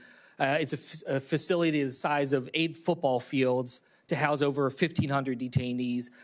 Never once did an ICE official go and talk to the local mayor, talk to the local law enforcement, assess the situation alongside the locals. So I just wanted to ask you, is that fair that DHS is imposing these types of large-scale detention facilities without local engagement and input? Sir, being from small rural Oklahoma, it's a big impact, and the community should be visited with, especially when you start taking a warehouse off. It takes it off the tax roll, which could make a huge impact, and you got to deal with impact aid if they're eligible for it. And then you got to talk about infrastructure. You know, one thing I do know is construction. When you start talking about infrastructure on these places, a warehouse sprinkler system is much smaller than when you are housing individuals there. And if you say, I think you said the town is 60,000 people, And I believe you said this was. Smaller than that. Is it smaller than that? So About 22,000 people, Okay, and of the which the detention center- detainees and the staff there would constitute about 10% of the population of that town. Yeah, and realistically, it's not, most municipalities don't have the capacity in their infrastructure for waste and water. So it's important that we're talking to the communities, and if we're having additional needs, we can work with the cities, we can work with the municipalities, but we should always communicate with them. I agree with that, and this town has only 42 police officers, a volunteer fire department. Does that sound like the kind of town that has the resources to take on a warehouse of this magnitude? Sir, I don't know the circumstances behind this other than what you and I talked about. I committed to you when I visited with you in your office. We'll talk. I even said, you and I get on the phone with the mayor. If I'm confirmed, I'll make a trip out there and see it for myself, because it's a big concern of yours and we want to address those concerns. And if it's not practical, but I also said it's got to be, there may be a specific reason why it's there. If I can't explain that to you, then that's a different story. But if there's a specific reason I can explain it to you to make you make sense, let's talk about it. But if not, then maybe we can be better partners moving forward. I'm glad that you commit to talking about it. There are some documents I asked ICE to send us about their evaluations of the warehouse. We have still yet to get it. Will you commit that that is something that we can get once If the documents are available, yes, but I've also offered something much better. I'll go with you personally and look at it. That's something that the local community will appreciate, and I hope that you will reassess this warehouse. As I said in my opening statements, we want to protect the homeland, but we also want peace of mind and bring back confidence to the Department of Homeland Security. And all this means that we got to work on that, and I will work on that. Senator Scott. Senator Mullin, congratulations on your nomination. This is a great honor that you have, and you have a great everything else. President Trump was elected to secure our border, crack down on sanctuary cities, and keep our country safe. I want to thank the President for his leadership and Secretary Noem's help. Incredible progress has been made. Our streets are safer, our borders respected, and the jobs we've created are going to people in this country legally. Now, as a result of the Democrats' partial shutdown, in the fourth week, TSA agents are not getting paid. Everybody in the Senate's getting paid. I've had a bill since I got up here. If we don't pass budgets, we shouldn't get paid. I've had one of my Democrat colleagues say, oh, I've got a mortgage. I have to get paid. Well, think about all these people. TSA agents are not getting paid. Airlines or airport lines are in gridlock. We got FEMA grants stalling. Coast Guard counterterrorism operations are shrinking amid rising Iranian threats to our homeland. My understanding is ICE agents are getting paid, but not ICE leadership is necessarily getting paid. Last week, 2 terrorists boldly and hatefully attacked our citizens right here on our home soil, killing at least 1 person.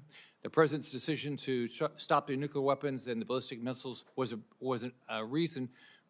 What he's doing is making sure we don't get these attacks on our soil. It was only as a result of brave actions of a class of future military officers, citizens, and law enforcement that stopped these tragedies. They could have been massacres. Still, even as Americans are losing their lives, my Democrat colleagues are refusing to fund DHS and give them what they need to uncover and stop plots like these and protect the lives of our families and neighbors. It seems like that's our job up here. So, Senator Mullin, how do you view Senate Democrats recklessly holding DHS funds hostage at the expense of our national security interests amid threats from Iran and its proxies? Senator, it's unconscionable. How can you sit there with a straight face and say that we're trying to take care of the American worker when you're choosing to not pay 260,000 people and you're affecting their families? We've heard the stories of families having to stand in charitable lines for basic needs or getting a loan. And like I said, this isn't the first time. We're a month into this. They just came out of a 43-day shutdown that they were probably just recovering from. And yet we're still going to sit there with a straight face and say it's not about politics? So in sanctuary cities, local authorities can decline ICE detainers, which means that criminals are released back into the community rather than transferred safely into ICE custody. First off, I can't imagine anybody elected that wants criminals back in their community, but that's happening. This creates opportunities for illegal fugitives to relocate or reoffend, like in the tragic murder of Kate Stanley. It also forces DHS officers to go into neighborhoods to root out violent criminals, which is way more dangerous for everybody. Not only does this cost the taxpayer more, but also increases the risk for everybody involved, including bystanders, DHS officers, and potential future victims. We're seeing this play out right now just a few miles away, where local officials in Fairfax, Virginia are refusing to turn over an illegal immigrant who was arrested for groping 12 underage students. And the local elected want to put that person back out in the community. That's not even here legally. Instead of turning him over to ICE, Fairfax County prosecutors are trying to get him released. This is just one example of how sanctuary city policies choose to put illegal aliens over American citizens. How do you plan to deal with sanctuary cities like Los Angeles and Chicago to remove criminal illegal aliens? Sir, it's been a difficult conversation that's been had with these sanctuary cities. As I said going on, we don't get to choose which laws we enforce. As elected officials, you shouldn't choose which laws you enforce. We're not asking them to go out there and enforce immigration. We're just saying, be good partners with us. If we've got to serve judicial warrants, let us go serve the judicial warrants. If you pull over somebody that's wanted, that's in the country illegally, and it's a municipality, we're saying just hold them. At least let us do a background check on them and see who they are. And working with the municipalities are going to be vitally important, but also you've got to take a look at if they're not willing to enforce federal law and work with us, then where's the taxpayer dollars going to? And ideally, I would like to go in there and talk to the mayors. I'd like to go in there and talk to the sheriffs, talk to the police chiefs. Say, what is your concerns? How can we get past this? Because the president has made it very clear he wants to protect the streets for every American. He wants to restore law and order to every city. I don't think that should be controversial. But some people have for political purposes, or maybe they didn't like the tactics. Either way, I find it really hard to believe that law enforcement in those communities don't want to do their job. So maybe we sit down and we just work it out. It's like I tell my wife all the time. Sometimes when she gets mad at me, and I'm right, she's wrong, by the way, but sometimes when she gets mad at me, I have to apologize because I simply say, that was a joke, by the way, for everybody that's married. But I have to apologize, and sometimes I tell her, I said, honey, it's a misunderstanding. We still love each other. We still want the best for our family. And these law enforcement, and I would even say these mayors, they still love their community. They still love their cities. They still love this country. So maybe it's a misunderstanding we can work by. And I'm going to start with that. That's what I'm going to start with. If we have to do something different, then we will, but that's where I'm going to start at. It's a misunderstanding, but we're going to force the nation laws and make sure we protect everybody in their city and hopefully work with them and never work against them. Senator Mullin, as Secretary of Homeland Security, do you have any ability to ban funding to sanctuary cities that ignore the federal laws meant to make citizens' lives safer, but then turn around and ask for federal money for added protection? Sir, that would be a last option, but at the end of the day, taxpayer dollars have to be used for the right purposes. And if people are refusing to enforce the nation's laws, then I think it's really hard to justify why we're sending them taxpayer dollars that are coming out of Oklahoma or coming out of Florida or coming out of Kansas or Arkansas when they're making that decision. But I will say that is not going to be my first or second or even third approach, but that would be my last resort. Right. Congratulations on your nomination. Good luck. Thank you. Senator Fetterman. Thank you, Mr. Chairman. So, hello, Senator Mullin. Thank you for coming in today. So, Americans don't like chaos, you know. America definitely didn't like the kinds of chaos during the Biden administration at the border. You know, as a Democrat, I was alarmed that there were up to 300,000 encounters at our border once a month. And that puts that in perspective. That's the size of Pittsburgh showing up at our border. And that's not sustainable, and that's not manageable, and it's making it possible for us to assimilate. And now if you care about immigration, as I deeply do, you can't possibly provide the American dream for people when the size of Pittsburgh showing up at our border once a month. That needs to be brought under control. And that happened. That happened. I signed up that as a Democrat. The second part is rounding up all of the criminals and deport them. You know, I can't imagine why we can't agree with that as well, too. That's another thing that I signed up. One name that often doesn't come from my side is Laken Riley. I agree for Renee Good, and I agree for Alex Petty, but I also deeply, deeply agree for Laken Riley and their family. And now all three were failures of our government there in that circumstances. And as I was proud to be the co-sponsor of the Laken Riley bill, because we have to address that. Two things must be true here. We need to have a secure border, and we have to round up and deport every single criminal in our nation. I can't imagine why that's critical or controversial for anybody, you know. So I'm trying to find a way forward. And now you and I have had conversations on this, and that's your commitment to focus on those things. I believe that's effective, accurate, correct? Yes, sir. Yeah. And now another thing. I know there's a lot of hard personal feelings here, and absolutely, it's terrible what's happened, and political violence. I mean, it's rampant.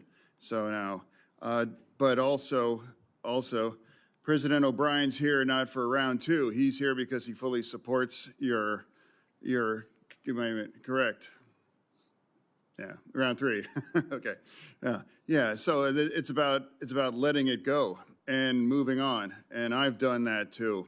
When I was in the hospital and things were touch and go, you know, I know there were unkind things said about me, but I can just say that it's better to just let it all go and to find a way forward. That's the time that we're in right now in our country on that. Now, people might describe you in those kinds of moments, but I'm going to describe you. We got a chance to get to know better when we joined a Codel to Turks and Caicos, correct? Yes, sir. Yeah, and we did that. We did that because Americans were looking at over a decade in prison because they had a couple random bullets in their luggage. And those Americans ran the gamut of a black grandmother from Florida, I believe, and Pennsylvania, that live in Western Pennsylvania, that I did, and I was able to welcome him at the airport when he returned there. So that was about a commitment to working together. Imagine, just because a couple random bullets, accidentally, they were looking at over a decade in prison. Now, we worked together, and now not one single American really faced that kinds of thing. So that's about committed to working together. So now, and also as a Democrat, you know, that I made me the only Democrat that refused to shutting our DHS down. You know, some people might say that that doesn't mean I have any less commitment to reform ICE. That's just categorically not true. But it's a strange devotion. I don't understand why you would shut the entire agency down just because you want those kind of reforms on ICE that has absolutely no impact on ICE and doesn't force any of those things.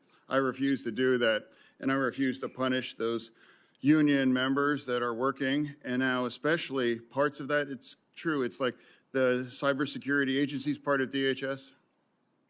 Yes, sir. Yeah, and that's currently on the shutdown. And now two of the top agents of cyber attacks come from Iran and China.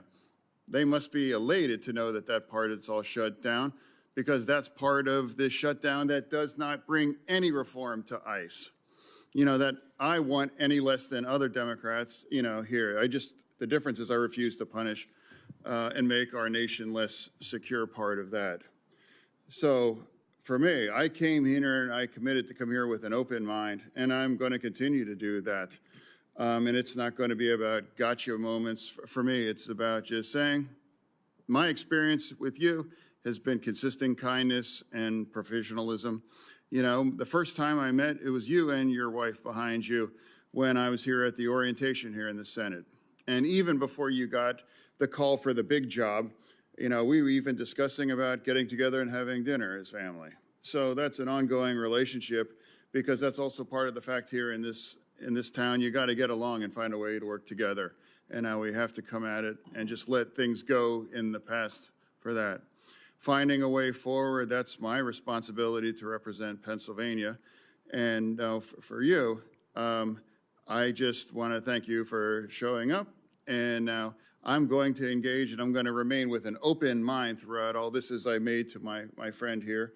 And I'm going to do that. So thank you for bringing your family here too. And I look forward to hearing for the rest of my colleagues' views on you. Chair. Thank you, Senator. Senator Ernst. Thank you, Mr. Chair. Thank you, Christy, for being here as well. Senator Mullin, I have to say, I'm just going to be blunt, very honest with you. I hope that the president is watching. I am going to say to the president, I am really upset that he has made your nomination. Why? Because I will be losing from the Senate one of the best friends that I have here, truly. But in that same accord, I am so grateful to the president for making your nomination to Department of Homeland Security. So we've had a lot of discussion here. I know, just as Senator Fetterman said, there are a lot of differences and opinions on the politics surrounding DHS. And Senator Fetterman mentioned that he grieves for all of those that we have lost. Those protesters, we grieve the loss of young women, young men that we have seen at the hands of those that have migrated illegally into the United States of America. We grieve them all, and I think we can acknowledge that, and it's important that we do that. We're in really trying times right now, and one of the things that I want to focus on right now is the bipartisanship that you have had with so many members in the House, in the Senate, the relationships that you have outside of this body, because I think it's really important, because we get in the political fights all the time, and we're all trying to score points back and forth. Bipartisanship is not very sexy, but I think we need a lot more of it.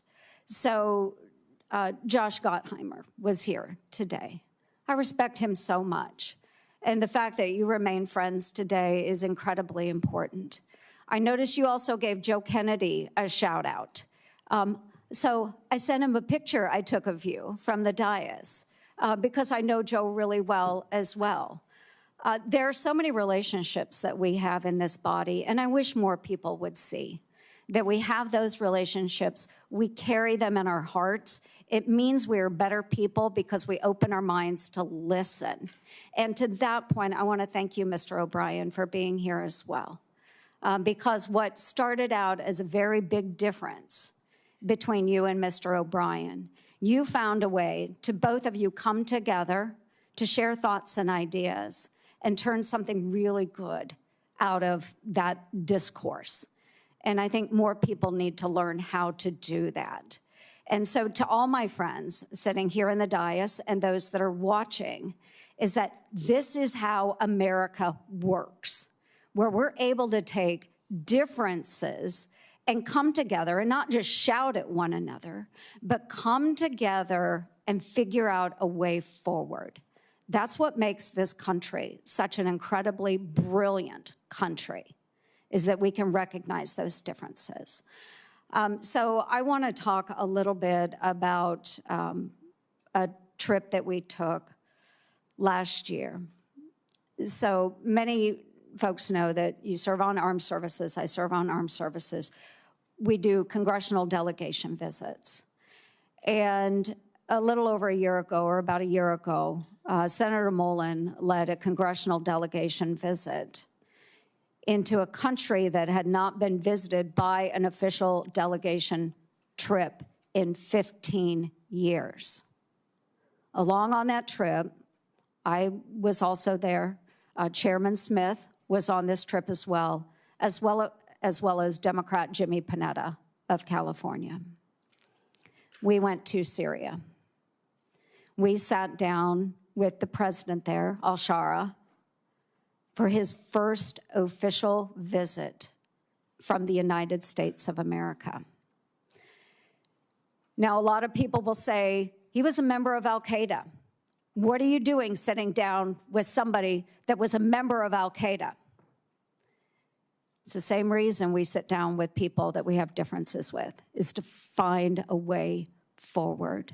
So, Senator Mullin, I would like you to talk a little bit about that trip and why you believed it was important that we do that.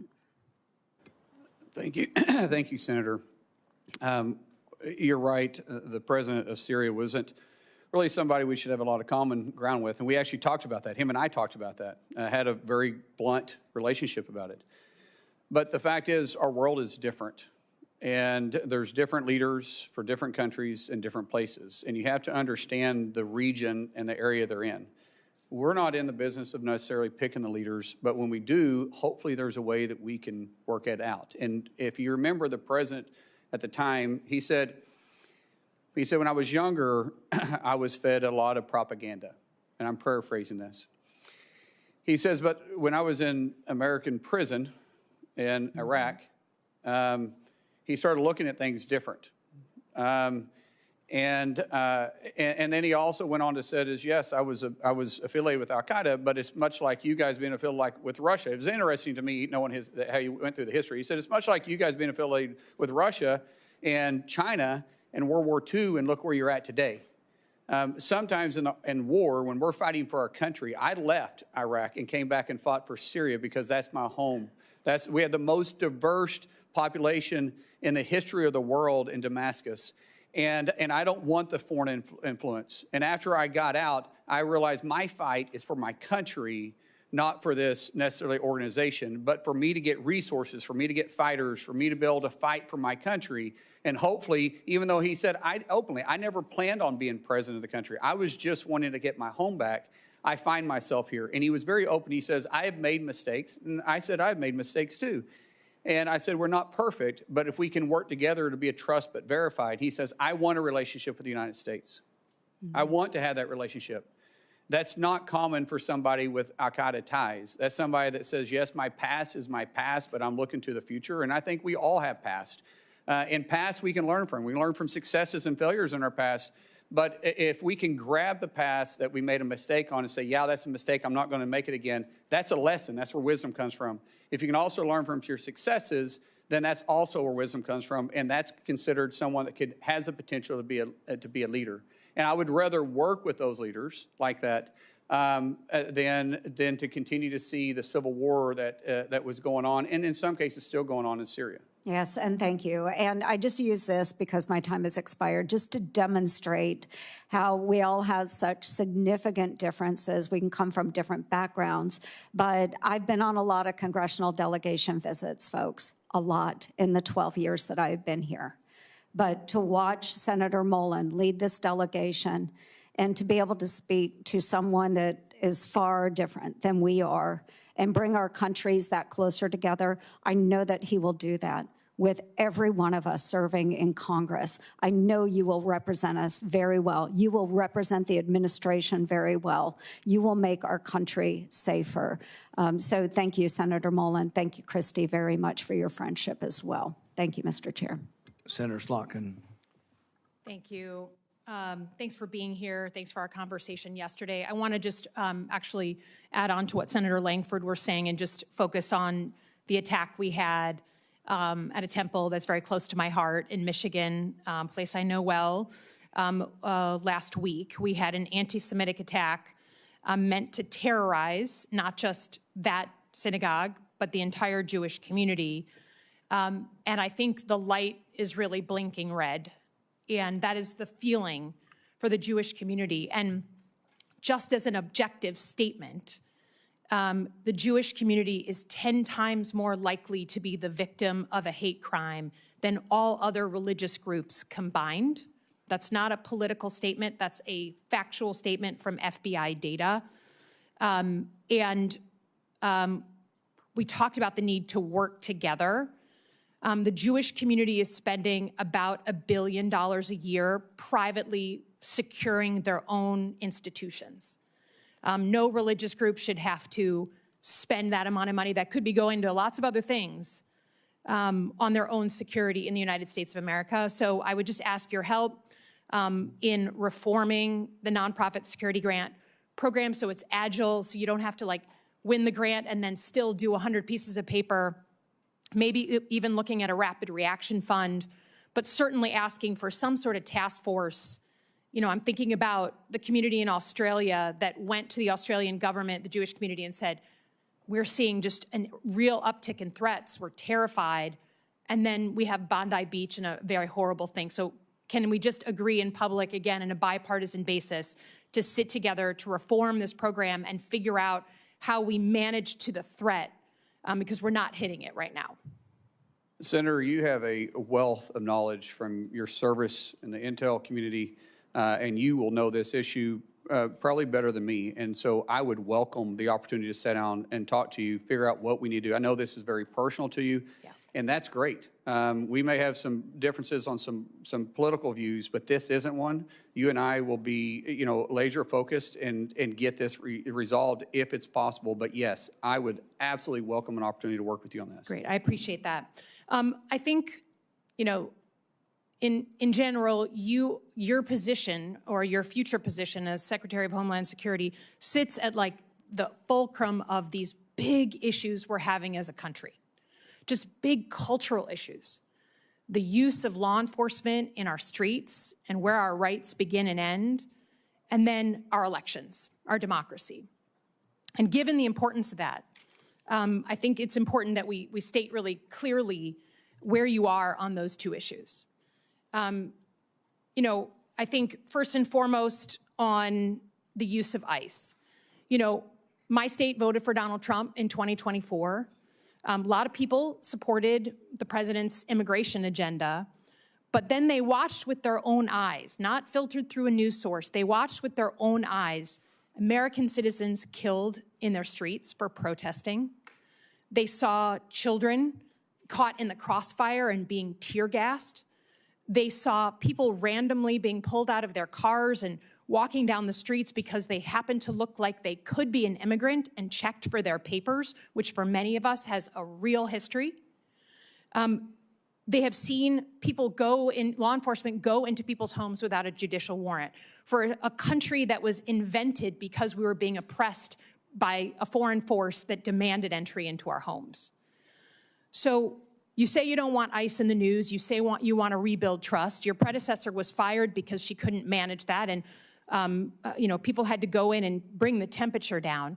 Can you, without other words, just state clearly what you'd be willing to do to fundamentally reform ICE and put into law to do so, since that trust is gone? Ma'am, as you know, I can't make the law. You guys make that for me. But you're going to be the secretary. Yes, I agree, but I can't make the law. I can work within the parameters. No, but tell us what you'd be willing to put into law. So right now, the law that I work into is your guys' decision. We'll work through that. But I do believe there is a better approach. And I think working with municipalities, I would love to see ICE become a transport more than the front line. If we can get back into just simply working with law enforcement, we're going to them and we're picking up these criminals from their jail. One, we're going to reimburse them for having the person there.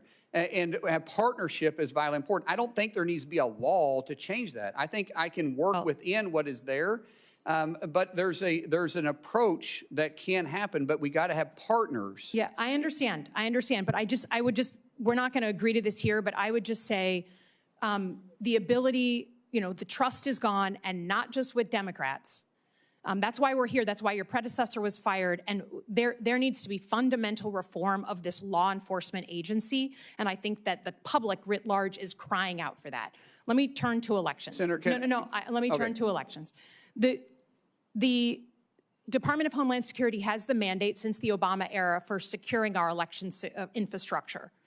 That's an important job, and you'll be secretary. The president has continued to say that he won the 2020 election, even though there's been 60 court cases saying the opposite. He has said he wants to federalize the elections. He has said name check cities, including Detroit. He has said voting machines are inaccurate. He has said in the State of the Union, I was on the Senate floor, paraphrase that if his side doesn't win in November, then the elections were rigged, which is exactly what he said 8 months before the 2020 election. You have your own history. You did not certify the 2020 election. There are people at the Department of Homeland Security, 3 people specifically who are well-known election deniers now running election security functions. Who won the 2020 election? Ma'am, we know that President Joe Biden was sworn into office. He was the president for the last 4 years. But I do believe won the election? My job as Department of Homeland Security Secretary will be to make sure that we assure that the elections are fair and people can trust them. Does the federal government run the elections process, or do states? It's very clear in the Constitution that the states control state elections, and then there is some federal oversight that's on it, but the federal government can set some standards. So if you're talking about the Save American Act, requiring you, which is within the Constitution, by the way, requiring individuals to be citizens of the United States, I don't think it's too much to ask somebody to prove they're a citizen of the United States. That's to vote not what in a we're federal talking about. election. I'm talking about administering the elections. If you are Secretary of Homeland Security, do you feel you have the authority to put uniformed officers at polling locations in 2026? Ma'am, we said this in your office. The only reason why my officers would be there if there was a specific threat for them to be there, not for intimidation. And So I said even though we would be able didn't to need share it that. during World War II, we didn't need it during Vietnam or the War on Terror, we never had to put uniformed military there. Now, you feel that there's going to be a reason that there's going to be an armed threat to the United States that you No, need ma'am. to potentially I be said there? I can't sit there and guarantee hypothetically of what threat would be and not. I'm not putting military. That's not within my privy. Uniformed Yes, officers. but if there is a threat, a specific threat, say it's in a Jewish community, and there is a threat that's specific to that polling area, then we will work with local law enforcement. There'll be a reason for us to be there, and it'll be known why we're there. I think the reason you're here and not Kristi Noem is because Americans trust their local law enforcement now way more than they trust ICE. So I would just say if we ever get to the point where you are being asked to put armed ICE officers at polling locations, we have lost the plot as a country.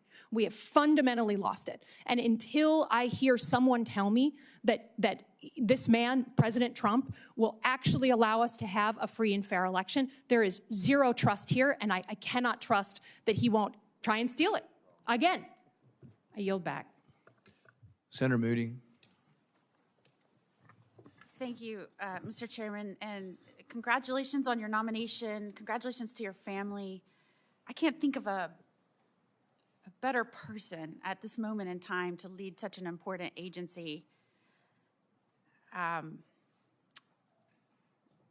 Talking about Americans trusting their local law enforcement, I think that is true. I think that's one of the reasons, as the Attorney General in Florida, I worked so closely with our law enforcement, our local law enforcement, to make sure we were triaging our resources and going after really bad people that wanted to harm our community in a way to make our state safer. And part of doing that is we supported them. We made sure that they had resources, they had more the support behind them. They knew that we had their backs. I'm proud that Florida was the first state to have every single county sign up to work with the federal government, because we were dealing with an unprecedented situation following the last administration where you had people working with radicals in that administration to destroy the border, roll out a welcome mat to everyone, and has left our nation reeling from an unprecedented surge of people we don't know who are here, many of which, before they even got here, had committed crimes and have committed crimes since. The way to recover and shore up our communities is to work with, in partnership, local law enforcement who have an expertise in their communities. And it is disheartening to me, not just as a former attorney general or as a former prosecutor, but as the wife of a law enforcement officer and someone that worked very closely with them, it wrecks me to hear them refer to law enforcement in general, especially some of the men and women that serve currently in the Department of Homeland Security, as breaking into people's homes and shooting Americans. And I think we can all acknowledge that we want law enforcement to meet professional standards, to act with the public safety in mind, to comply with the law. But we do not have to disparage an entire profession of men and women who put their lives on the line for you and for everyone in this room, and said that they were going to dedicate their professional careers to stand on that line and put their safety behind yours. When President Trump got in office, so many of these states on the Democratic side said, I will never work with that man to come in and correct and rid the communities of people that are going to do it harm. We won't. In Minnesota, the first thing they said, I will never help that person. I won't lift a finger, the Attorney General said. So in Florida, where you have 67 out of 67 counties signing up, tell me what I can do to help you. In Minnesota, they had like 7 of 87. Does that surprise anyone? No, because their state leader said, we will not help you. We will not go after the most dangerous in our communities. Have at it. See how it goes. We won't lift a finger. And when the administration says we are dealing with an unprecedented situation, 11 to 20 million people, that's never happened in the history of our country, how do we do this? We need to make sure we're focusing on triaging and getting people out that we know may do harm to our communities. They're like, what are you talking about? You can't have quotas. They won't talk about the quotas where they said we're put to Border Patrol, push more and more and more and more in. However you need to do it. Don't tell us how we can stop this influx or this surge. Tell us how we can push more in. They won't talk about that. And they want to tell you about focusing on children that are here, that are now here. Yes, you need to do that. As somebody that has pushed to protecting children and fought against trafficking with law enforcement's help, yes, you need to do that. But I loved how you said, let's talk about the tens of thousands of children that the federal government helped traffic under the Biden administration that we lost. And when they were made aware of it, they ignored it. You will now have to take over an agency that is charged with cleaning up a disaster, a danger. The Biden administration did that. I cannot think of a better person, someone who acts passionately and fiercely fights for the people he loves, and someone who loves this country and thinks of other people before himself. I am telling you, in Congress, there are all kinds of personality types. But this man came up to me time and time again as the newest United States Senator and said, what can I do to help you? How can we make this place work? How can we get this done? And I look over the course of your life, you left school when your father got sick to go help your family business. That's the kind of person you are. The kind of person that stands up for every person in this office. That's the kind of person, passionate, fierce, a fighter, loyal. That's who I want now protecting this country at the head of the Department of Homeland Security. You said in your testimony, I'll fight for your family just as I fight for mine. Tell me about that personality trait and how you think that will help the Department of Homeland Security in this unprecedented time where the last administration, the last president of the United States, abandoned his role to secure this country. Tell me how you bring the personality and your character traits to this role. It's the way I was raised. It's the way my dad raised us, the way my mom raised us, the way they were raised. We love this country. I mean, think about it. I'm getting to live the American dream. You're telling me a kid from Westville, Oklahoma with a speech impediment would ever be able to be here? That only happens in America. Only in America. And we all probably have the same type of dreams because none of us have royal blood. Maybe some of your parents might have served in public office or not. Mine most certainly did not. And the fact that I'm here, my goodness. That's why people want to come to our country, because they want the American dream. And I want everybody to have the same opportunity that I have, but we have to secure the homeland. We have to make sure that they feel safe stepping out and being in the public eye. We got to make sure that people can have a peace of mind and trust our government. And right now there's a mistrust in our government. I think we have an opportunity to maybe work on that. I meant it when I say that I hope in 6 months we're not. I can't guarantee it because the news choose what they're going to run, but I hope that I'm not on the news every 6 months or 6 months from now every day. I hope DHS is just able to be laser focused on doing their job and isn't controversial about taking care of the homeland. I hope people have confidence in our agency again. And I'm going to work every day to restore that.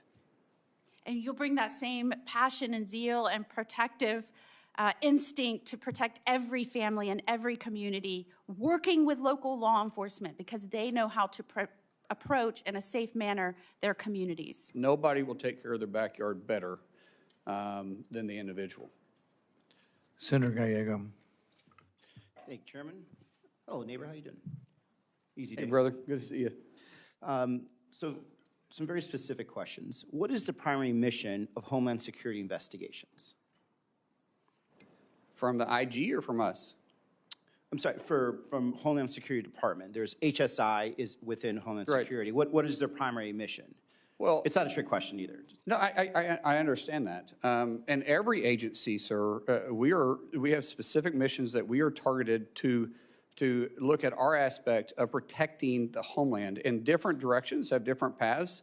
And in different agencies, region-wide, there are 22 of them there. We all need to be in the same boat, row in the same direction, working for one common goal. And as I said, that's protect the homeland, bring peace of mind, and secure the confidence of the American people. Okay, so HSI, and being from Arizona, we're very familiar with CBP, ICE, and HSI. HSI specifically is very important because they specialize in dealing with human trafficking, human smuggling, counterfeit, bank fraud, things of that nature. Actually, I have a lot of friends that have worked for them forever. The reason I bring this up is because there is confirmed reports that the Secretary of Homeland Security has ordered HSI agents, pull them off what I just told you were very important missions, to go to Arizona and investigate the 2020 election results, right? That's a very big concern of mine because these agents should be doing the work they're doing. A lot of them already are, field ICE agents instead of actually doing these long-term investigations. But now they're not even doing the ICE enforcement. They're literally going back and looking into conspiracy theories. So, for my experience and seeing you both on the House and the Senate, do you believe that Joe Biden won Arizona in the 2020 presidential election? The reason I ask is because, again, you're potentially deploying HSI agents to Arizona to check a result using our taxpayer dollars to follow up on a conspiracy theory. Sir, I'm not familiar with what the former secretary did here, and nor am I here to debate what happened in 2020. I do know that there's an opportunity to look at 2020 and make sure that anything that went wrong we can fix moving forward, because what we wanted to make sure is that in the next election, be it the midterms or in 2028, the American people trust our election system. Trust is vitally important. I want to always look at past mistakes and past successes, because I've addressed this multiple times, and I know everybody's busy here, and I know you didn't get to hear me earlier. But Senator, I think we can always do better, and I want to do that. Just like you and I, we've worked on immigration issues before, but because we both know we can do it better. But you're talking about perspective. I'm talking about going back, and the fact that we're using Homeland Security funds, investigators that should be using their time and value more to check onto something that, by the way, had multiple independent audits, even one run by the Senate Republican and Senate State House representatives that passed, accuracy tests, hand counts, 14 court cases that were confirmed that Biden won in my state. And so when I have personal friends that are HSI agents, friends that I know are telling me they are now being diverted from their duties, and what they're doing is they're instead of investigating child sex trafficking, child abusers, drug traffickers, which I don't disagree, we have not been doing the best at, and certainly I think a lot of that was under the Biden administration, did not do that sufficiently. But now instead of it not being done, now we have the opposite, where some of these best trained people are being ordered by somebody within the chain of command of the White House, which I get to quest later, to go investigate this false this false conspiracy theory, right? And like, as much as, for me, a concern of mine, because, I do know you very personally, and we got into work together. I think, you're an upstanding guy, and I reject this idea that you're not qualified for this job 100%. But when it comes to something as existential as this, that's when I have to start questioning, like, are you going to be in charge of a department that's going to say, you know what, HSI should not be used for this. As a matter of fact, no one in Department of Homeland Security should be used to do and investigate an election conspiracy. So that's, what I want to communicate on this is, like, I really urge you just to end that investigation. There's no reason why we need to go relegating back to 2020.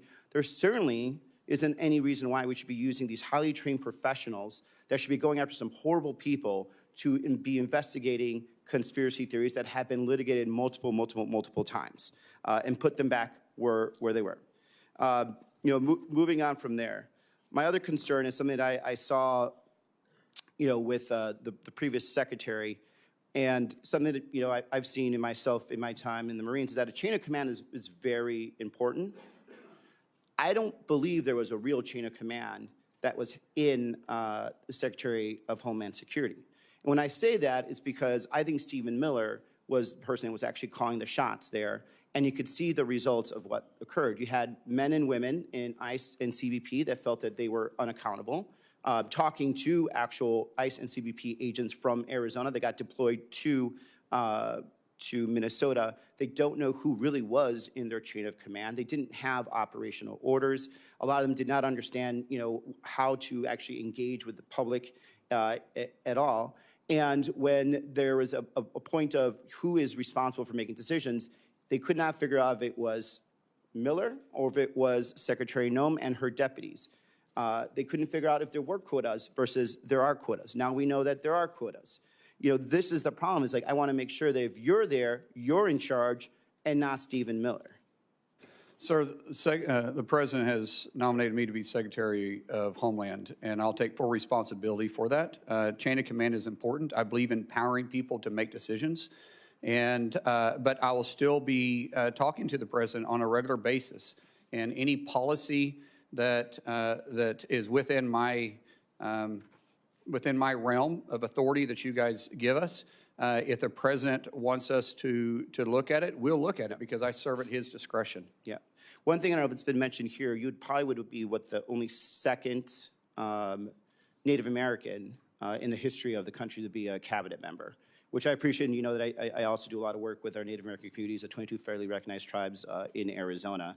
And the one concern I also have is that when it comes to building some of these installations on the border, there has been very, very little to no tribal consultation, especially with some of our border tribes, the Totowa O'odham Nation, where we are building walls in areas that doesn't have much like ESL. So I have problems with the English once in a while too. There's a border wall that is going through tribal land that is in very sacred land that is not crossed and used significantly by human smugglers.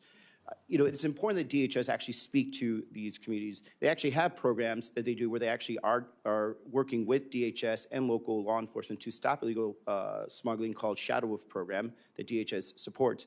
But this last administration in DHS did not talk to them whatsoever.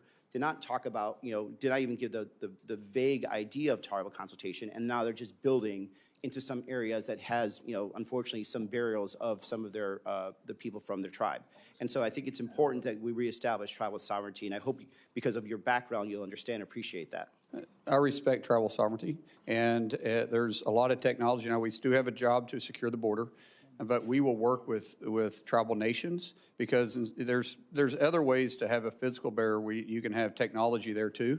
And I don't think anybody would complain about that. But yes, you know my background. We have worked on tribal issues a lot, and I appreciate your passion. And I have a lot of good friends in Arizona with tribes that that we've been on have good relationships with. And these tribal nations would absolutely work with you as long as they felt that there was the respect and also respect for the land, because we have a history of that. And Mr. Chairman, I'm up. I can. We're going to come back around if you have a question. Thank you. Senator Hawley. Thank you, Mr. Chairman. Senator Mullin, welcome to the committee. I see you have some supporters with you today. Chairman Smith, good to see you. My friend Sean O'Brien is here. I want the record to reflect that my money was always on O'Brien. I just want that noted. I want it noted for the record. Senator Mullin, let me ask you this. In your own words, could you tell us just in capsule form, what is it that DHS, what's the mission of DHS as you understand it, as you would put it, as you would explain it? Quite simply, it's simple: to protect the homeland. Very good. To protect the homeland. Okay, let me ask you this. 10 days ago, there was a shooting at Old Dominion University that left one person dead, 2 people critically injured. The gunman had potential terrorist ties. Is this a good time for the Department of Homeland Security to be shut down and unfunded? It's the worst time, and keep in mind, we just came up a 43-day shutdown, and this is a 3rd time in a year, and it's devastating to the morale of the men and women we have tasked to take care of all of us, all the homeland, regardless if it's a blue state or it's a red state. We have to look at it all the same, and they have that mission mindset, but they don't have the pay to follow it up. A few days before that, 2 individuals attempted to detonate bombs in New York City in a way that would cause mass civilian casualties. Both of those individuals have potential terrorist connections. In light of that, is it a good time for DHS to be shut down? Sir, I think with the current conditions, this is the worst time we could possibly do it. A few days before that, in Austin, Texas, 3 people were fatally shot outside of a bar there when a gunman opened fire in the early hours of a Sunday morning. That gunman also had potential terrorist ties, and yet DHS is shut down. Just a week ago, a gunman loaded his truck with incendiary devices and rammed it into the Temple Israel Synagogue outside Detroit, Michigan. As I'm sure you know, 40 law enforcement officers, 40, had to get emergency medical attention. It's a miracle. By the grace of God, nobody was killed except for the gunman.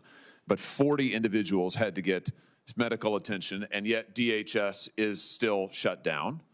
Let me just ask you this. Law enforcement dangers. I think I've got a poster that'll go up behind me here. In the last year alone, we have seen an 8,000% increase in death threats to law enforcement, a 1,300% increase in assaults, a 124% increase in vehicular attacks using a vehicle, against a CBP law enforcement. Now, in light of this, is it a good time for DHS to be shut down? Sir, it's a horrible time. Let's talk about children. Let's talk about the dangers to children. The National Center for Missing and Exploited Children estimates that there are 20.5 million reports of suspected online and child exploitation. That includes almost 20 million reports of child pornography, 546,300 reports of online enticement of children for sexual acts, and 27,000 reports of child sex trafficking. Is it a good time for DHS to be shut down? No, sir. Let me ask you if you've seen this poster that I'm about to put behind me. Have you ever seen this before, Senator? I don't believe so. There's no reason you should have. I was introduced to this material by Tim Tebow, the Heisman Trophy winner, who now spends a lot of his time trying to help work with child victims of sex abuse. This poster reflects every individual IP address in the United States in about a 1-month period that was sharing, distributing, posting, or trading child sex abuse material or child pornography of some form. You want to guess how many points there are on that map? It makes me sick. I have no idea. 338,000. That's just a 1-month period. Now, can you see any blue dots on that map, Senator Mullin? Yes, sir. Yeah, there's very, you got better eyes than I do. I mean, there's like very few of them. I'd be surprised if anybody in the audience could see them. The blue dots are the number of investigations that are open. Look at the red dots, 338,000. Look at the blue dots, you can hardly see them. Why would that be? Because in the best of times, the Department of Homeland Security has only 10 HSI agents who are fully dedicated to doing this. It's all Congress has given you, 10. Right now, none of those are funded. Is this a good time for the Department of Homeland Security to be shut down? I think any parent can look at that and it makes you sick, especially with teenage daughters like myself. That's scary. We have to focus on this. It's very scary. That's exactly right. I'm glad to hear you say that. The Biden administration and your predecessor in this role, Alejandro Mayorkas, lost track of 450,000 children who were trafficked across our border over a 4-year period. 450,000 children.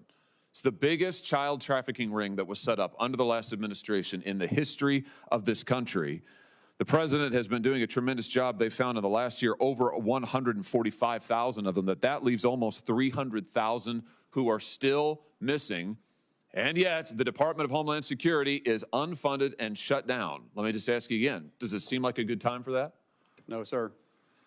Let's talk a little bit about the challenges that are being faced by people across the country who are facing natural disasters, as we have in my home state of Missouri. We had major tornadoes rip through Missouri last spring, all across the state, particularly concentrated in the eastern part of the state, the St. Louis area, southeast Missouri. We have thousands of people who are without power, who lost their homes, many who were injured. We have had much disaster aid approved by FEMA, but we're still waiting for some of that aid to get to us. And now FEMA is shut down. So I've got thousands of people in Missouri who are awaiting the aid that the president has approved, by the way, and that FEMA has approved, but that's in the process of coming to the state.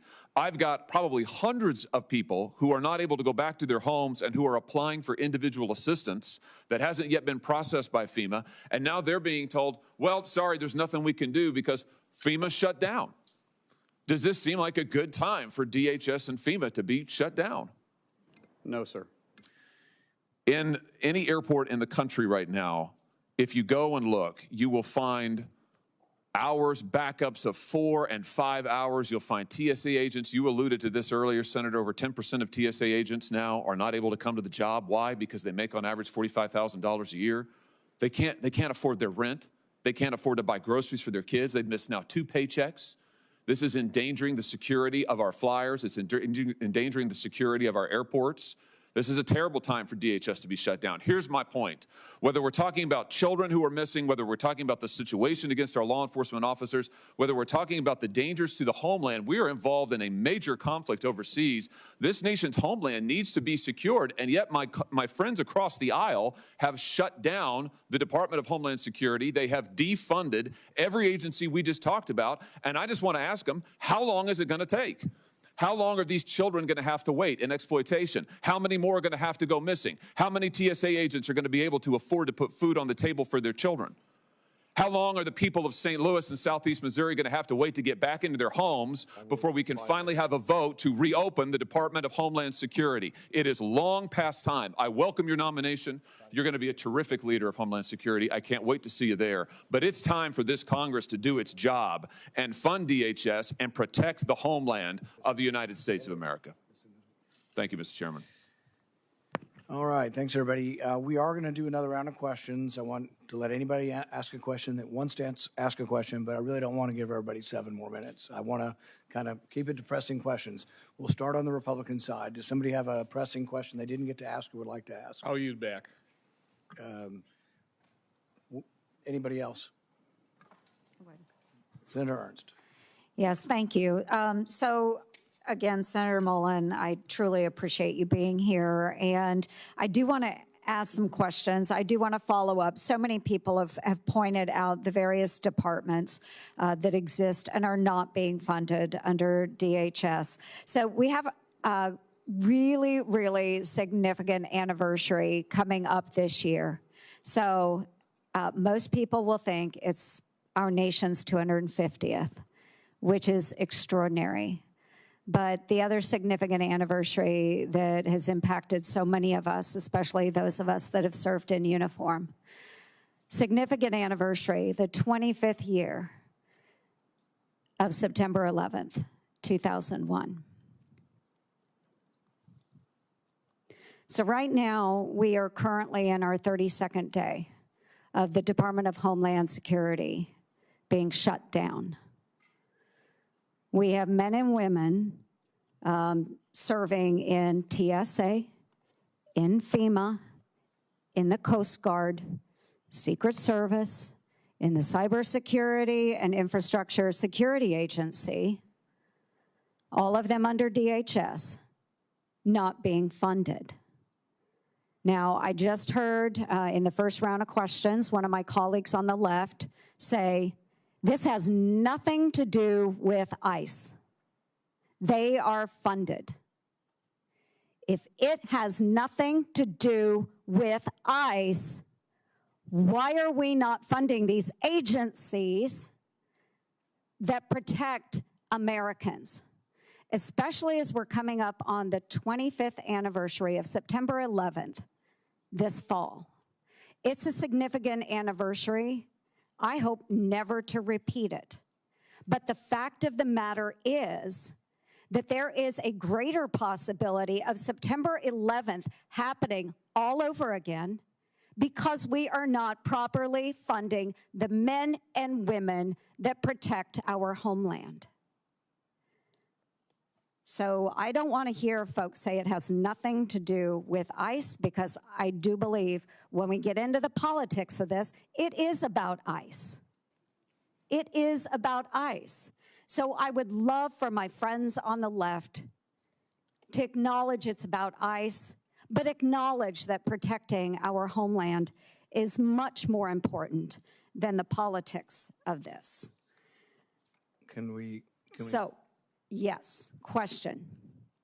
Senator Mullin, do you think it's time to set aside the partisan politics and partisan games and fund DHS as a whole so that the department can be fully functioning to protect Americans, especially as we are approaching this fall, the 25th anniversary on one of the greatest attacks that we have ever seen on our homeland?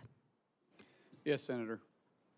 I look at this as a political theater that we're playing games with, and we're risking people's lives, and we're disturbing people's lives. As I stated earlier, we have 280,000 employees in DHS that's still on the job, still working, still keeping us safe without pay.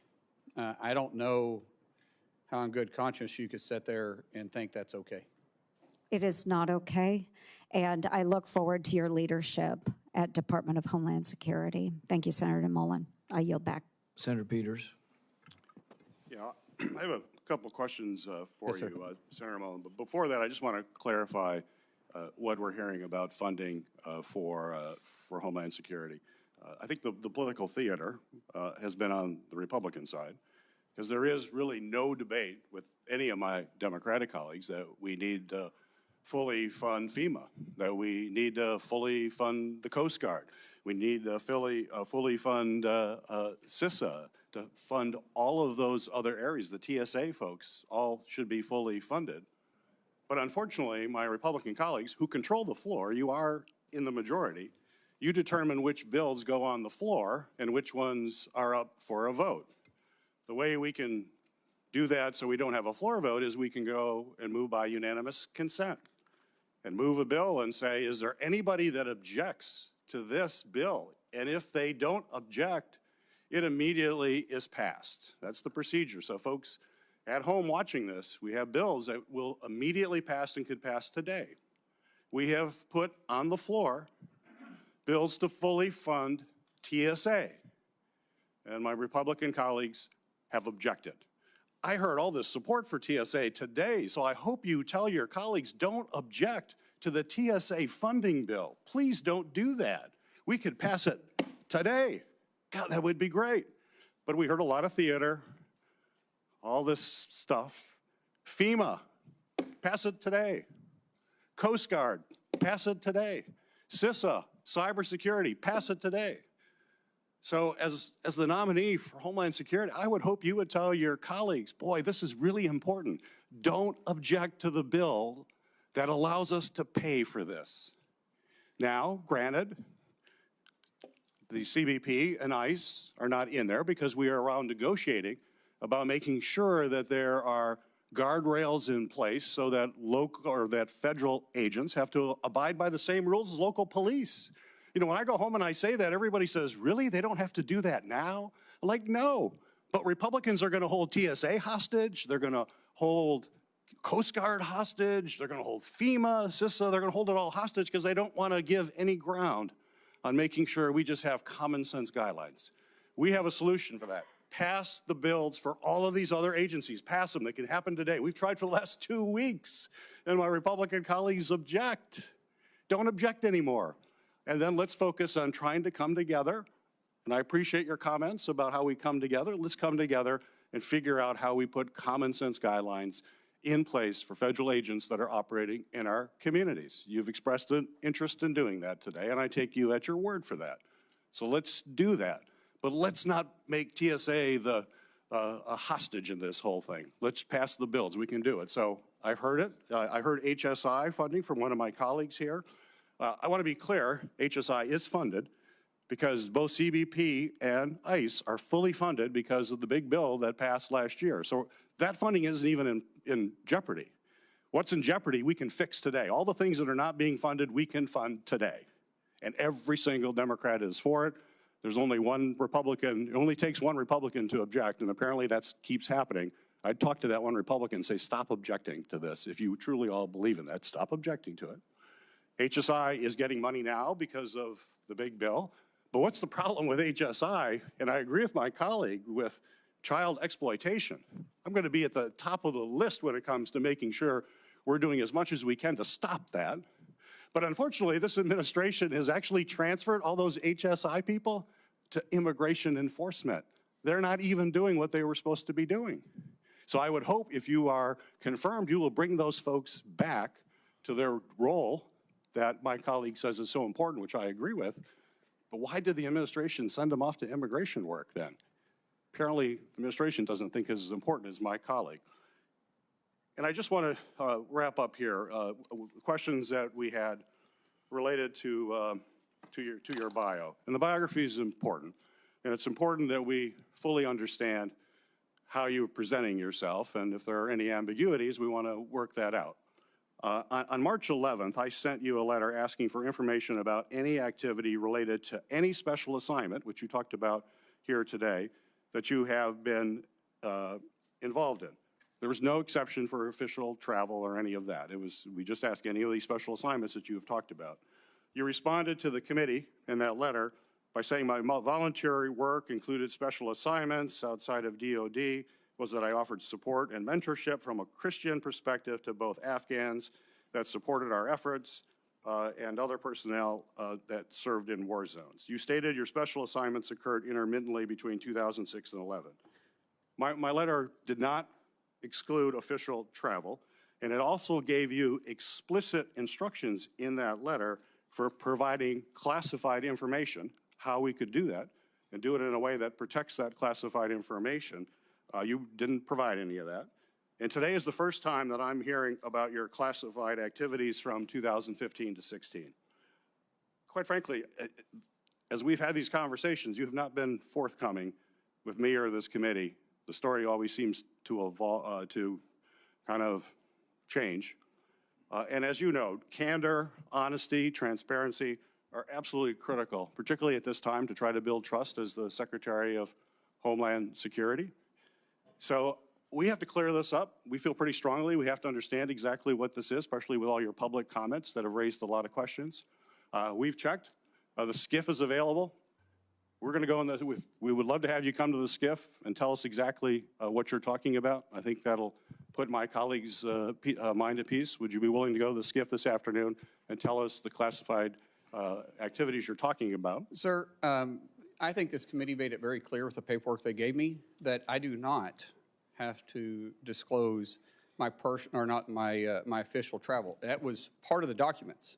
And it went over 2 or 3 times. I complied with exactly what the committee said.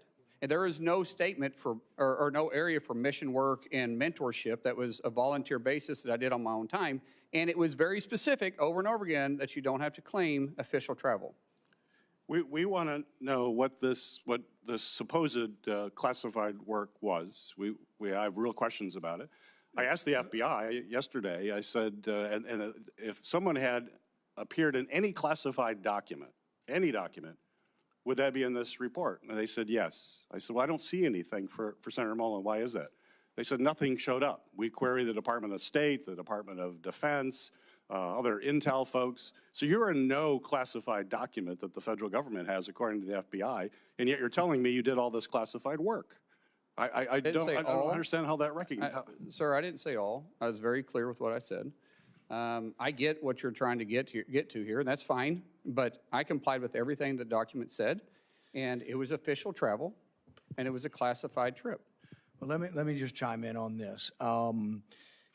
I've agreed. This is the fastest hearing anyone's ever had. This will be the fastest vote anyone's ever had. And that's despite my qualms and problems with your nomination.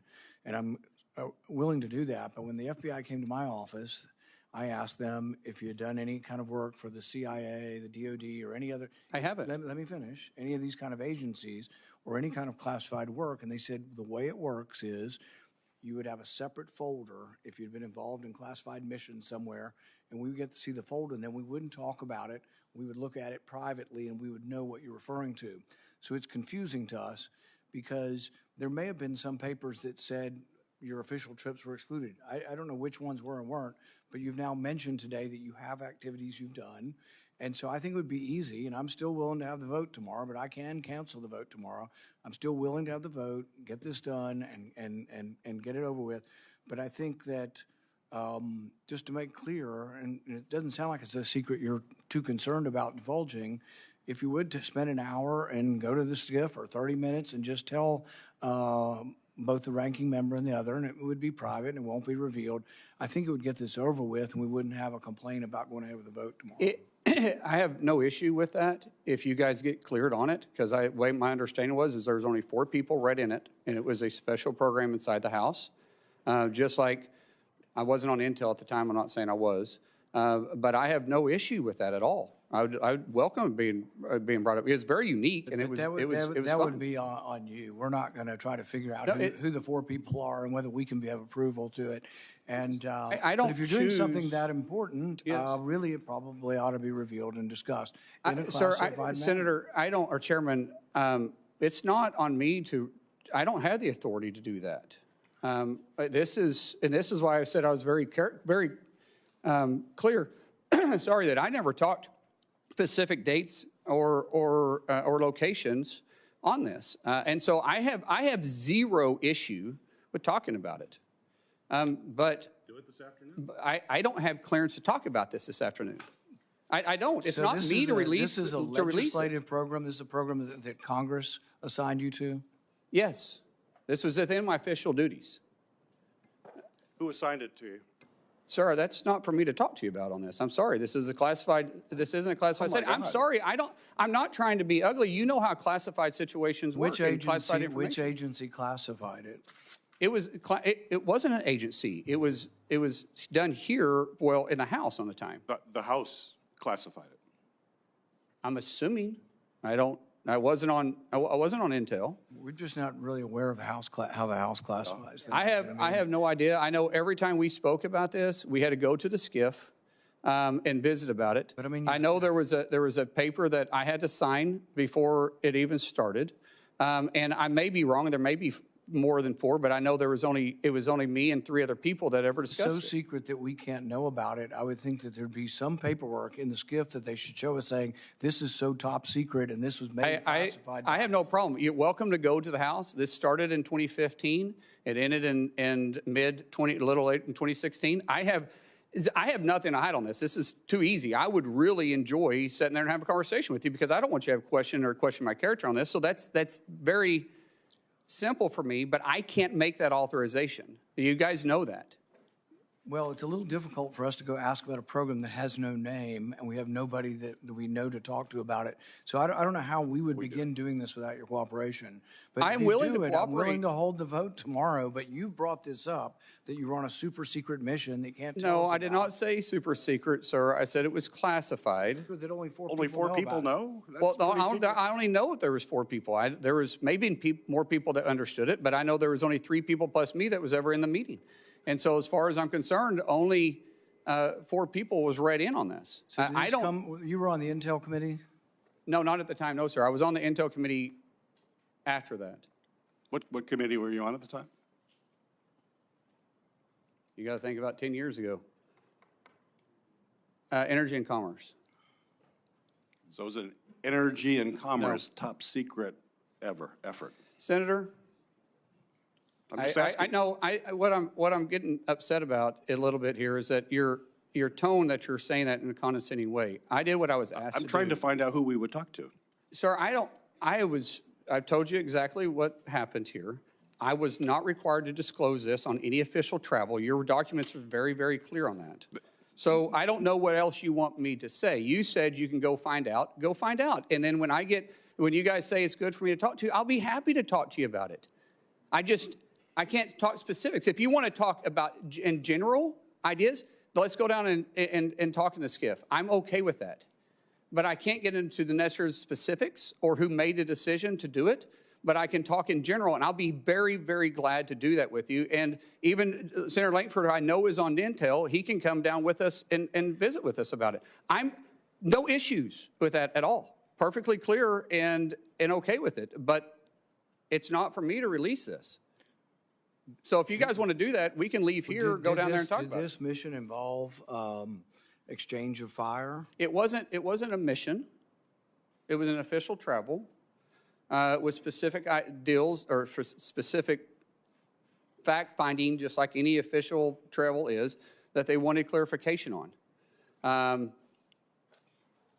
And so, like I said, be happy to talk to you about it if you guys want to. And it was in a conflict zone? Sir, once again, I'm not talking about specific details or dates because we've revealed that this was a classified situation. Now I'm not going to talk about because anything I've talked about in the past wasn't referencing any of this, but I'm definitely not going to get into it now. It's talking about specific dates or details. We would have no way of exploring this unless you were willing to cooperate on. I don't know, Chairman. I don't know what else you said. What else you want me to do? I said I will go down there and talk about this with you in a SCIF, but I can't give the specific all the specific There's no details. reason to think that somehow we're not qualified to look at classified information. Yeah. And so the thing is we would. There is a lot of programs out there, Chairman, that you know is based on a need to know. Right. And maybe you can talk to Senator Lankford about this too. Senator Lankford, would you like to talk about? I'm glad to jump in. This feels, as my mom used to say, a mountain out of a molehill, where he has offered over and over and over again to say, let's get into a classified setting. I just left the worldwide threats hearing where I had to run over to be able to run back there. And meeting with all the folks there were several questions that I asked there that they gave me a partial answer and said, I'll give you the rest of this answer in a SCIF. And everybody goes, oh, okay, I get that. Because there are some things that are sources, methods, or actions that we're all keenly aware of on this. And I don't know what else he could say at this point other than let's get into SCIF and let's actually talk about this. Why don't we start with that initial meeting and see how that goes? Yeah, we'll have an initial meeting. Yeah. That's what we asked for, Senator. Yeah. He said he couldn't do that because he wasn't authorized to. No, I did say that. I said I can't give you all the details to it because it's not for me to release it, but I can talk to you in general about it, but not in this setting. Yeah, and let's get the information out and be able to talk it through and be able to find out what this is. All of us have been in classified settings before. Let's try to get it done this afternoon so we can. I'm available right after this. So if we're, Senator or Chairman, if you want to, we can go leave from here and go straight there. Yeah, and let's try to get the hearing finished. So I really want to, let's try no more speeches back and forth on all the ICE stuff if we can. If you kind of just conclude that one, can I come back to you in a minute? Sure. All right. Senator Hassman, let's try to get off of funding ICE and stuff. Let's just try to stick to the nomination for now. I appreciate that, Mr. Chair. I do have to take a moment because during my first round of questions, I discussed the current impasse we find ourselves in over ICE reforms and DHS funding, and I didn't speak clearly, so I just do need to clarify my comments now. ICE already has significant funding right now for the President's budget bill, from the President's budget bill last summer, which provided the agency with several times more money than its annual budget and gave ICE broad discretion about how to use that money. That means that the partial shutdown that we have right now has nothing to do with whether ICE has the usual levels of funding it needs to operate, since the agency already has many times its annual budget. It's about, instead, the need for policy reforms to help ensure that ICE operates using the same kind of standards that state and local law enforcement in New Hampshire and around the country uphold every single day. Now, Senator Fetterman was right earlier when he pointed out that this shutdown is impacting other parts of DHS that handle cybersecurity and transportation security and other critical functions. We need to resolve it right now, and as Senator Peters just described, we have been pushing to do that in the ways that the minority can. We need to reach agreement on ICE policy reforms or by funding the rest of the department while we continue to negotiate on those reforms, something I strongly support, but unfortunately Republicans have blocked. The reforms to ICE are critical. DHS is supposed to be prioritizing the removal of dangerous and violent criminals. Instead, we've seen DHS agents assault and even kill American citizens while wearing masks, seeming without accountability. So now this is the question. Senator, if a masked ICE or other DHS agent kills an American citizen, should local law enforcement be allowed to investigate and hold that agent accountable? Unfortunately, local law enforcement isn't supposed to be investigating federal. That's what DOJ and FBI is for. Now, we will communicate with local law enforcement, but that's not their job. FBI, it's just same thing if in most municipalities, if there's a fatality shooting, there's another agency that oversees them. And in this case, it'd be the FBI who is set up inside the DOJ to investigate those. So you've answered no, and your answer would make ICE unaccountable, and that endangers not just the rule of law, but also the security of all Americans. I wanted to get to one other question. During the past year, DHS leadership cut CISA's expert workforce by nearly a third. Meanwhile, adversaries and criminal syndicates are accelerating their cyber attacks against the United States. How do you plan to restore DHS's cybersecurity force and better secure our critical infrastructure from cyber attacks? Man, we've got to recruit the right people, but the best and brightest individuals in those areas. I know the University of Tulsa has a great program. But recruiting individuals that want to be there, that want to deliver the mission is vitally important, and so we will work to make sure that happens. So you agree we need to add people back into CISA and pursue this critical function, and they need to be nonpartisan experts with experience and commitment to the safety and security of our country, wherever that leads them. No one in the Homeland should be looking at this from a bipartisan perspective. Now, if you want me to talk about staffing numbers, I don't know what the mission requires, but we'll be staffed adequately if we can find the right people to staff our and to make sure that we're mission capable. Thank you, Mr. Chair. Out of respect for your desire to move things along, I will submit for the record a question on non-intrusive imaging at the border. It's supposed to be ready to do for every vehicle entering the United States, especially to detect fentanyl. And I'd like your answer on that and a couple of other questions as well, but I'll submit those for the record. Thank you. Without objection. Senator Langford. Thank you. We talked before about just trying to get information on time and such. In the transition that happened between the Biden administration and the Trump administration, data fell behind, and it fell really behind. It was one of my complaints that I had with Mayorkas that was sometimes 2 or 3 weeks late on releasing normal data information, just how many encounters were happening at the border, how many arrests, some of those things on it. Last year, it wasn't weeks late, it was months and months and months late on getting data out. DHS has a really good story to tell. There's a lot of good things that are happening there, but my concern is that social media and some of the examples are coming out to tell the story, and DHS is not able to actually tell the story. And quite frankly, we've asked DHS several times, hey, give us more information, more data on this. One of the things I'd love to know is just that you've been one of us for a long time in this. You know the importance of oversight and what that means on this, to be able to get data to members of Congress and to the American people. And so quite frankly, we can see the story as well. So I'm not asking for a pledge because I already know your heart on that, but want to just be able to open that up on how we can actually get more data and information. Our Ledge Affairs Department, I'm going to stand up and make sure that we're communicating and getting the information you need. It's not going to be fixed overnight, but it does frustrate me as a former member of the House and definitely a current member in the Senate that when we make a request, it's not seen. Now, there is a difference between making actual requests because you're wanting to get to a solution versus harassment. Badgering people. Yes, there is a tremendous amount that happens. Both sides play the games, and I'm just not going to play that game. I'll work with any senator, I'll work with any committee to make sure that we are getting the information you need to do your job. But just for harassment purposes, don't, please, I ask you, if you want me to do my job and do it right and be transparent with you, don't play games with me either, because, and if you have real concerns, like I said, everybody on this committee, and really for our colleagues for that matter, have my personal cell phone. And that number I have no intentions of changing it unless somebody leaks it. Yeah. Hopefully that wouldn't occur on it. One other quick question on this. Ali Mayorkas, when he sat at that desk before, he and I had a lot of conversations about what they called, was labeled the special interest aliens. These are folks that come from known areas of terrorism, but we didn't have any information on them specifically, and so the Biden administration just let them in. They may say, well, we know somebody in your family as acts of terrorism, but it's not you. So they just labeled them special interest aliens and released them into the country. That we know of about 70,000 of those individuals. The Trump administration in the last year and a couple of months has picked up 50,000 of those. That's part of this enforcement that's out there to be able to identify folks that I've been ringing the bell on over and over and over again, saying, why are we letting people in that we literally say, yeah, they could be a terrorist, they could not be a terrorist, we don't know. Somebody in their family is, but we don't know them if they are on it.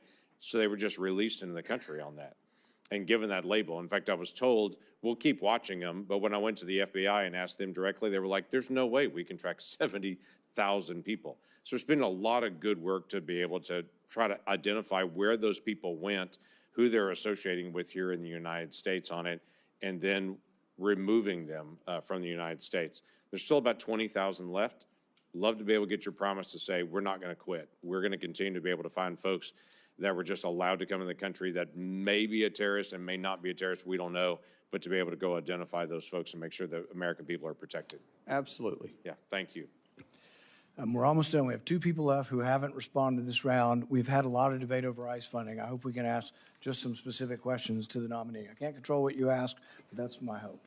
Senator Blumenthal. Thanks, Mr. Chairman. Senator Mullin,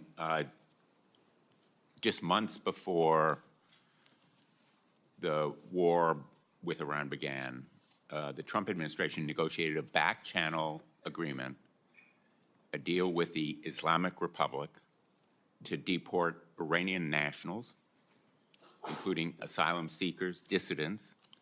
There have been public reports about it. CNN on January 26, 2026. New York Times reported it in a couple of articles in September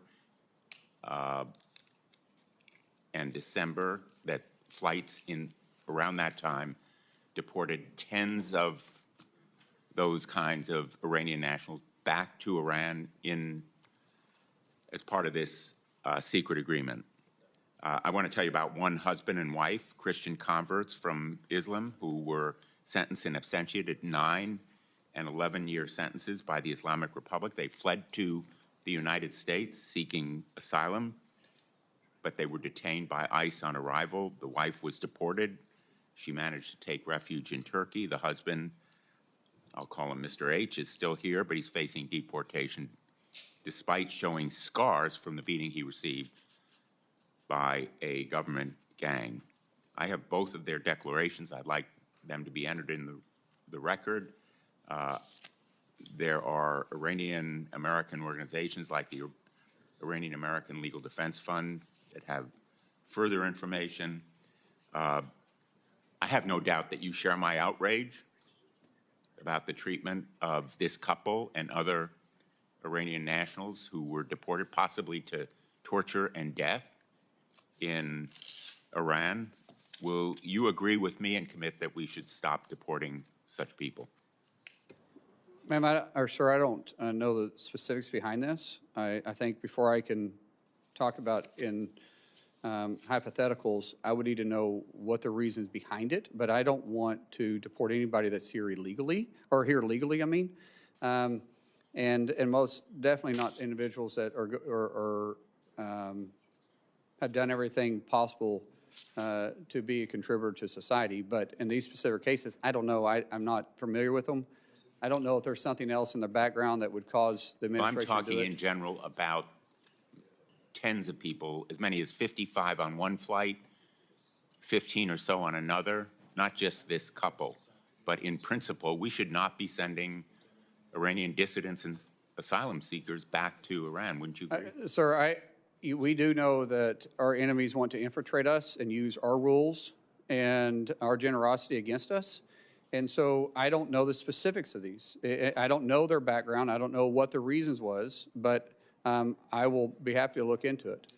Let me ask you about another topic. I'm glad that you've committed that there will not be the kind of review that Secretary Noem imposed on contracts above a certain amount uniformly by your office. But I'd like your commitment that you will help us investigate another abuse of authority.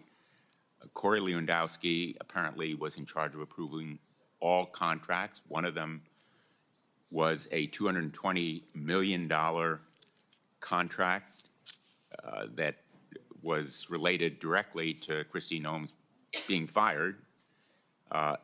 They bypassed procurement rules to award that contract to a shell company that was created days before to benefit a Republican consulting firm with close ties to Secretary Noem and Mr. Lewandowski.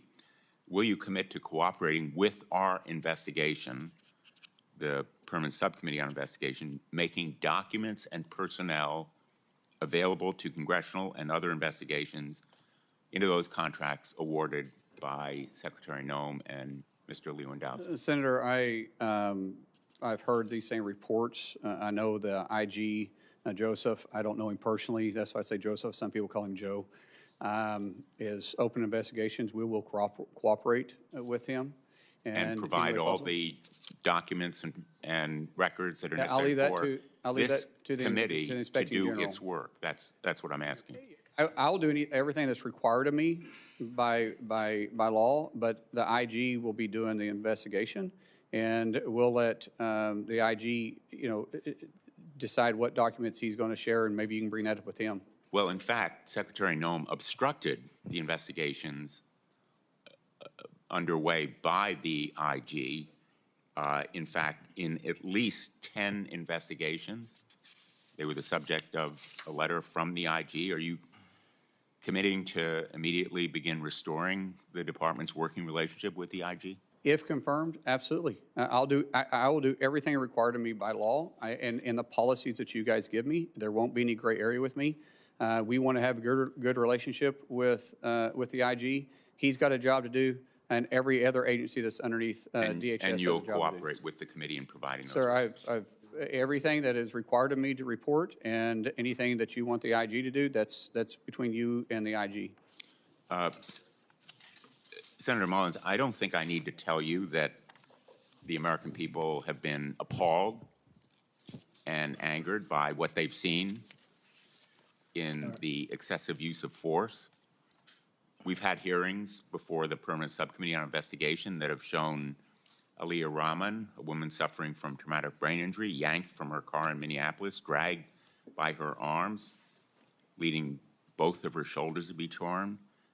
Javier Ramirez, a father of 4 from California, detained for 4 days and refused medical treatment for his diabetes. We documented these abuses in a report that we issued and in hearings that we conducted. One of them was Marimar Martinez, who was on her way to donate clothing at a local church when she came across agents in an unmarked car. Agents sideswiped her car. 3 masked agents in camouflage stormed out, and one of them pulled out his gun and fired at her moving vehicle, hitting her 5 times. And the agent then bragged about it. He bragged about it in a text.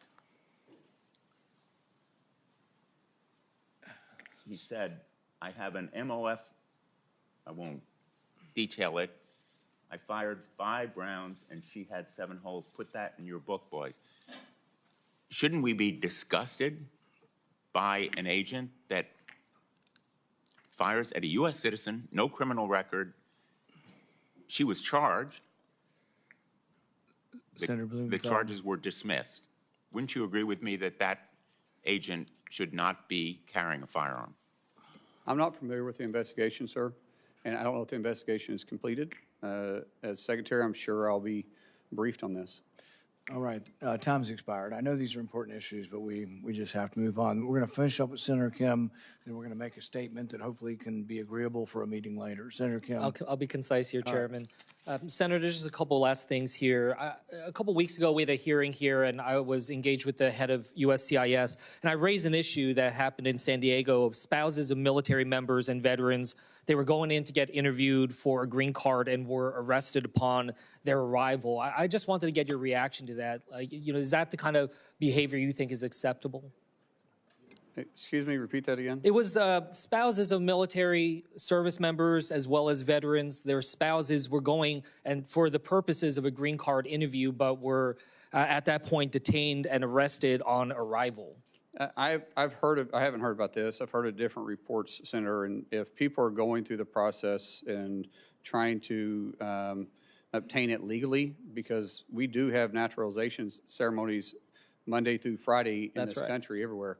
We're going to continue working with those individuals. I don't know the circumstances. I don't know. I'll pass you the details, but it's something that we can talk through. But just in general here, I guess what I'm just trying to get a sense from you is what you think is appropriate in terms of ICE agents being able to operate. For instance, do you think it is okay for them to operate and arrest people at hospitals? Sir, I will always support my law enforcement doing their job. I don't know the circumstances. If it's a felony warrant that that the person's at a hospital, then they'll go pick up the felony warrant, just like local law enforcement does the same thing. And so in general, I think you need to be more specific on what you're talking about. But if you're talking about just doing everyday law enforcement, I think there's a better approach. Senator, I just want to raise, I just hear a lot of this from my own community about concerns of these types of efforts out, in and around hospitals, schools, churches.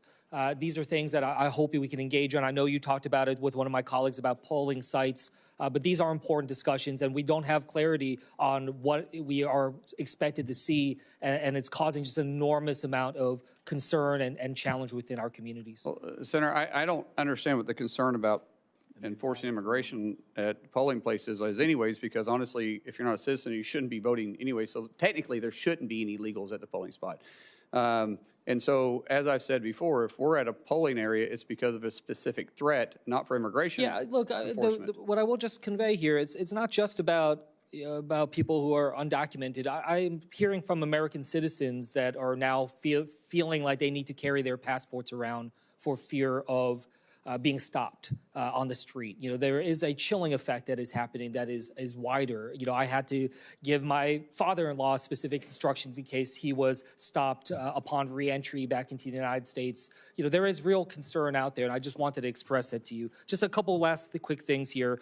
At the detention facility in New Jersey, a different one called Delaney Hall, I was there right after a gentleman died there. And there was really no documentation, really minimal explanation of his cause of death.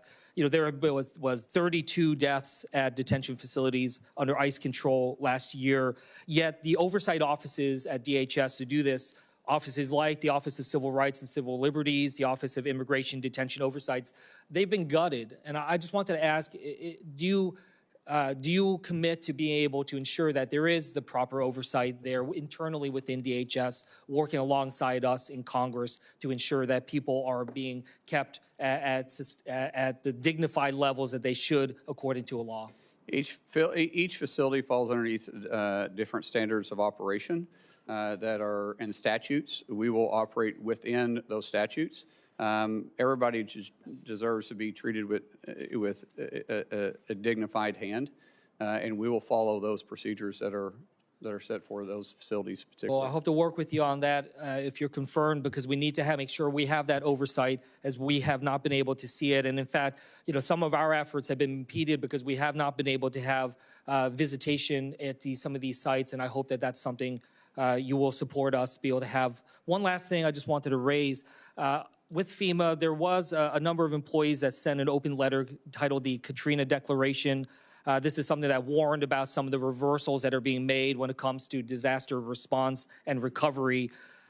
Your predecessor, Secretary Nome, she suspended a number of these FEMA employees. I just wanted to ask, can you commit that if confirmed, you will adhere to whistleblower laws and ensure that these whistleblowers do not face retaliation for their protected disclosure? So there's already laws in place to protect whistleblowers, and I've said multiple times, I'll work within the law and the requirements of me as secretary. And I hope that means that you will ensure that these whistleblowers do not face unlawful retaliation for what they have done. It's against the law, as you said, unlawful, sir. I said I'm going to work within the law, and that's unlawful. Okay.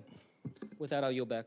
Thank you. As I said previously, we've scheduled a vote for tomorrow. I'm committed to that. There are several members on both sides of the aisle that would like a briefing in the SCIF. They have it from 1 to 2. If you're willing to do that, several members would like just to walk over and do it. And I think that makes it much more likely that we have the vote tomorrow. Sir, I would prefer to have the ranking member, yourself, James, and if you want to bring another Democrat member that's on. It's all or none. It's all the members need to be able to hear it directly. The problem up here is too many things are siloed, and it just looks like resistance that you don't want everything to come out. It'd be much more forthcoming if you let any member of the committee and classified staff into it. I think we can get this done this afternoon. That's fine, as long as it's in a classified setting. As long as what? Yeah, that's fine. The people classified security on our staff and staff. TSSCI. TSSCI, yes. Yeah. All right. Thanks, everybody, for coming today. The nominee has filed responses to biographical and financial questionnaires, answered pre-hearing questions submitted by the committee, and had their financial statements reviewed by the Office of Government Ethics. Without objection, this information will be made part of the hearing record, with the exception of the nominee's financial data, which are on file with the committee. Due to the quick turnaround between this hearing and the markup tomorrow, the hearing will remain open until 4 p.m. today, March 18th. This hearing is adjourned.